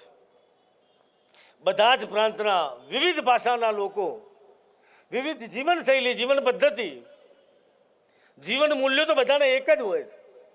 શૈલી જુદી હોઈ શકે, મૂલ્ય એક જ હોય છે, પણ એ મૂલ્યોને સમજવા માટે એની જે ભાષા છે એ બધી જ સમગ્ર દેશના જે દેશવાસીઓ અહીંયા રહે છે એમને એક જ જગ્યા ઉપર બધા જ પુસ્તકો અવેલેબલ થાય. એમને જે ગમતું હોય, જે વિષયમાં રુચિ હોય, એ રુચિનું પુસ્તક અહીંયાથી લઈ જાય, પોતે વાંચે, પોતાના બાળકને વંચાવે, પરિવારના સ્નેહીજનોને વંચાવે. આના કારણે ત્રુટિ હશે તો કરેક્ટ થશે, સારા હોઈશું તો વધુ સારા થઈશું, દિશાવિહીન હોઈશું તો દિશા મળશે, શ્રદ્ધાવિહીન હોઈશું તો શ્રદ્ધા મળશે, પરાક્રમી નહીં હોય તો પરાક્રમી બનીશું, અસત્યનો ટેવ હશે તો સત્યવાદી બનીશું, ભ્રષ્ટાચારી હોઈશું તો પ્રમાણિક થવાની પ્રેરણા મળશે. જેને સદગુણોનો જેને સરવાળો કહેવાય, બંચ ઓફ ક્વોલિટીઝ. આ બંચ ઓફ ક્વોલિટીના ડેવલપમેન્ટ માટે એ પુસ્તક એ સૌથી ઉત્તમ સાધન છે. મિત્રો, કદાચ સંઘ પ્રદેશમાં જે લોકોને રુચિ હશે પ્રશાસન સાથે એ બધાને ખબર જ હશે. સાહેબ અસાબડાજી, કદાચ સંઘ પ્રદેશની એક પણ ગ્રામ પંચાયત એવી નથી. હું ધારાસભ્ય હતો હિંમતનગર, ત્યારે પણ મેં આ જ કર્યું હતું. મેં હિંમતનગરમાં પણ એર કન્ડિશન લાઇબ્રેરી બનાવી હતી. ગુજરાત સરકારના બજેટમાં એર કન્ડિશન લાઇબ્રેરી માટે 30,000 રૂપિયા જેટલી નાનકડી રકમ ફાળવી હોય એવું બજેટમાં બન્યું હોય તો પહેલી ઘટના હતી. બજેટરી પ્રોવિઝન, લમસમમાં નહીં, બજેટરી પ્રોવિઝન. આજે સંઘ પ્રદેશની પ્રત્યેક ગ્રામીણ પંચાયતની અંદર ખૂબ સુંદર લાઇબ્રેરી બની છે. સંઘ પ્રદેશની પ્રત્યેક શાળાની અંદર સુંદર મજાની લાઇબ્રેરીઓ છે. બાળકને, કુમળા બાળકના વિકાસમાં જે ઉપયોગી બને એવા પ્રકારનું સાહિત્ય ઉપલબ્ધ કરાવવાનો નિષ્ઠાપૂર્વકનો પ્રયાસ કર્યો છે. જેને કદાચ ન જોયું હોય, હું જય વસાવડાજીને પણ વિનંતી કરું છું કે લાઇબ્રેરી શું હોઈ શકે. તો મેડિકલ કોલેજની લાઇબ્રેરી, સિલવાસાની અને ડિગ્રી એન્જિનિયરિંગ કોલેજ દમણની લાઇબ્રેરી, એમાં દમણની સિલવાસાની મેડિકલ કોલેજની લાઇબ્રેરી કદાચ આ સમગ્ર વિસ્તારનું એક મોટું નજરાણું હશે. આવી લાઇબ્રેરી ગ્રાઉન્ડ +5 5th સ્ટોરી છે. ખૂબ સુંદર લાઇબ્રેરી બનેલી છે. એક સાથે 750 લોકો બેસી શકે, વાંચી શકે. સેન્ટ્રલ એર કન્ડિશન લાઇબ્રેરી બનાવી છે. મને રસ છે કે મારા સેલવાસાનો છેલ્લામાં છેલ્લો અંતિમ પંક્તિમાં બેઠેલો વ્યક્તિ પણ જ્ઞાનથી સભર હશે તો એ ગમે તે ભવિષ્યમાં હાંસલ કરી શકશે. આ મારો પાક્કો વિશ્વાસ છે. એટલા માટે આ મથામણ કરી છે. બાકી આ કરવાની કોઈ આવશ્યકતા નથી. આનાથી કોઈ રાજકીય લાભ નથી. આ રાજકીય લાભાર્થી નથી. આ રાજકીય લાભાર્થે કોઈ કાર્યક્રમ નથી. મિત્રો, ટૂંકમાં મારી વાત પૂરી કરતા પહેલા મારી આપને એક નમ્ર વિનંતી છે. અહીંયા જે સિનિયર સિટીઝન બેઠા છે, શાળાનું વેકેશન પડ્યું છે 1 મેથી, કારણ કે આપણે CBSE સિલેબસમાં છીએ. મારી વિનંતી છે, મેં લક્ષદ્વીપમાં પણ એ પુસ્તકો વસાવ્યા છે શાળામાં, અહીંયા પણ છે. વધારે હું બધું લાંબુ પોળું વાંચવાનું નથી કહેતો. જય વસાવડાજીએ ગુજરાતી આખી બાળકો માટેની આખી સિરીઝ કહી. ઉત્તમ વ્યક્તિ બનાવવા માટે બોધ કથા અનિવાર્ય છે. એટલી જ ઓટોબાયોગ્રાફી પણ એટલી જ અનિવાર્ય છે. મહાપુરુષના જીવન ચરિત્ર. મિત્રો, આપણે શાળાની બધી જ લાઇબ્રેરીમાં, પંચાયતની બધી જ લાઇબ્રેરીમાં પંચતંત્રની વાર્તા અને હિતોપદેશની વાર્તા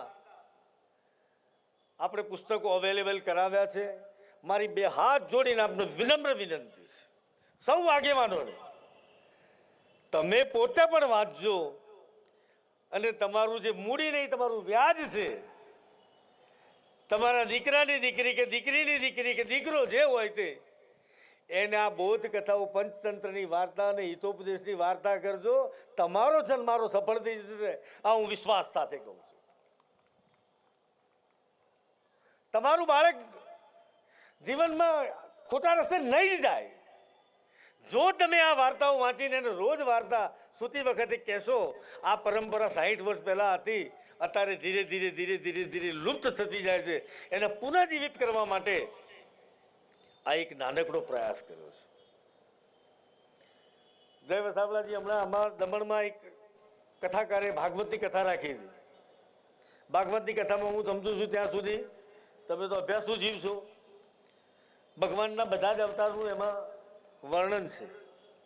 મને કથાકાર એટલે જેને કથાના આયોજક હતા મને વળાવેલા.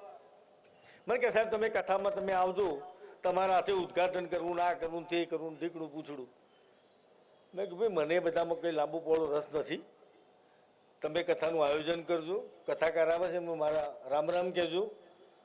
એમને મારા આર્થિક કંઈ સહયોગ કરવાનો તો પણ મને કહેજો. મને ગમતો વિષય છે. આપણી સનાતન પરંપરા જીવંત રહે, એનો વિકાસ થાય, છેલ્લામાં છેલ્લા માનવી સુધી વિસ્તરે અને એનો લાભ વિશ્વને મળે એવું હું દ્રઢપણે માનું છું. અને આપણી પરંપરાએ વિશ્વને દિશા પણ બતાવી છે. એટલા માટે મેં આયોજકોને કહ્યું હતું કે મિત્રો જરા કથાકાર હતા, કોણ આઈ ડોન્ટ નો એક્ઝેક્ટલી કોણ નામ હતું, કોઈ શુક્લાજી કરીને હતા કોઈ. મેં કીધું તમે એક ક્વિઝ કોમ્પિટિશન રાખજો. It was A quite different. આવું ક્યારેય કશું કથા બથામાં આવું બને નહીં. મેં એમને એમ કહ્યું કે તમે જે કથાકાર છે એમને એક જરા વિનંતી કરજો કે દિવસ દરમિયાન જે કથા થાય એ કથાના જે કન્ટેન્ટ એમને પોતે વાંચન કર્યું હોય, શ્રોતા એનું શ્રવણ કરતા હશે, એમાંથી એમને શું એમને સાંભળ્યું હશે, તમે એના પ્રશ્નો નક્કી કરી કાઢજો કથાકારને કહીને, અને એ કથાકારને કહેજો કે એની ક્વિઝ કોમ્પિટિશન રખાવે તો જે યુવાનો આવ્યા હોય, જે વડીલો આવ્યા હોય એનું ગ્રહણ કરે નહીં, એનું ગ્રાસ્પિંગ કરે. અને એ એમને કર્યું. અને મેં કહ્યું પહેલો બીજો ત્રીજો નંબર આવે એને પ્રાઇઝ પણ આપજો, એનું સન્માન કરજો, બહુમાન કરજો. આ એક નવી પરંપરા કથામાં પણ. મિત્રો આવું બધું ઘણું બધું થઈ શકે એમ છે. સંઘ પ્રદેશ માટે કરવાનો નિષ્ઠાપૂર્વક પ્રયાસ પણ કર્યો છે. કરવામાં ક્યાંક ક્ષતિ પણ રહી જાય, પણ ઉદ્દેશ એવો છે કે એક ઉત્તમ માનવીનું નિર્માણ કેવી રીતે થઈ શકે. દેશમાં એક સંસ્થા ચાલે છે, ઓર્ગેનાઇઝેશન છે, વર્લ્ડનું બેસ્ટ ઓર્ગેનાઇઝેશન, જેના બેઝિક પ્રિન્સિપલ છે. બેઝિક પ્રિન્સિપલ વ્યક્તિ નિર્માણ દ્વારા સમાજ નિર્માણ, અને સમાજ નિર્માણ દ્વારા રાષ્ટ્ર નિર્માણ. This is the basic principal of the RSS. એમાં ધર્મ ફર્મની વાત નથી, હું આરએસએસ નો પ્રચાર નથી કરતો, પણ આ વ્યક્તિ નિર્માણ જે છે, તમે ઉત્તમ વ્યક્તિનું નિર્માણ કર્યું છે તો કોઈ પણ ક્ષેત્રમાં જાય, એ લારી ચલાવે, ખેત મજૂરી કરે, ડૉક્ટર થાય, વકીલ થાય, એન્જિનિયર થાય, રાજનીતિમાં જાય, ગમે ત્યાં જાય, ઉત્તમ વ્યક્તિ ઉત્તમ વ્યવહાર જ કરશે. અને આ બધું જો કરવા માટે માધ્યમ હોય તો માત્ર પુસ્તક છે, અને એટલા માટે જ આ પુસ્તક મેળાનું આયોજન કર્યું છે. ખૂબ મોટી સંખ્યામાં આપ મિત્રો તમે લાભ લો એવી મારી પ્રાર્થના છે. વિશેષ કરીને જય વસાવડાજીનો અંતઃકરણપૂર્વક આભાર માનું છું. મને પણ એમની જ્ઞાનની પરબમાંથી કંઈક પીવાનો મને લાભ મળ્યો છે. એમનો હૃદયથી આભાર માની, મારી ટીમનો આભાર માની મારી વાત પૂરી કરું છું. આભાર, ધન્યવાદ.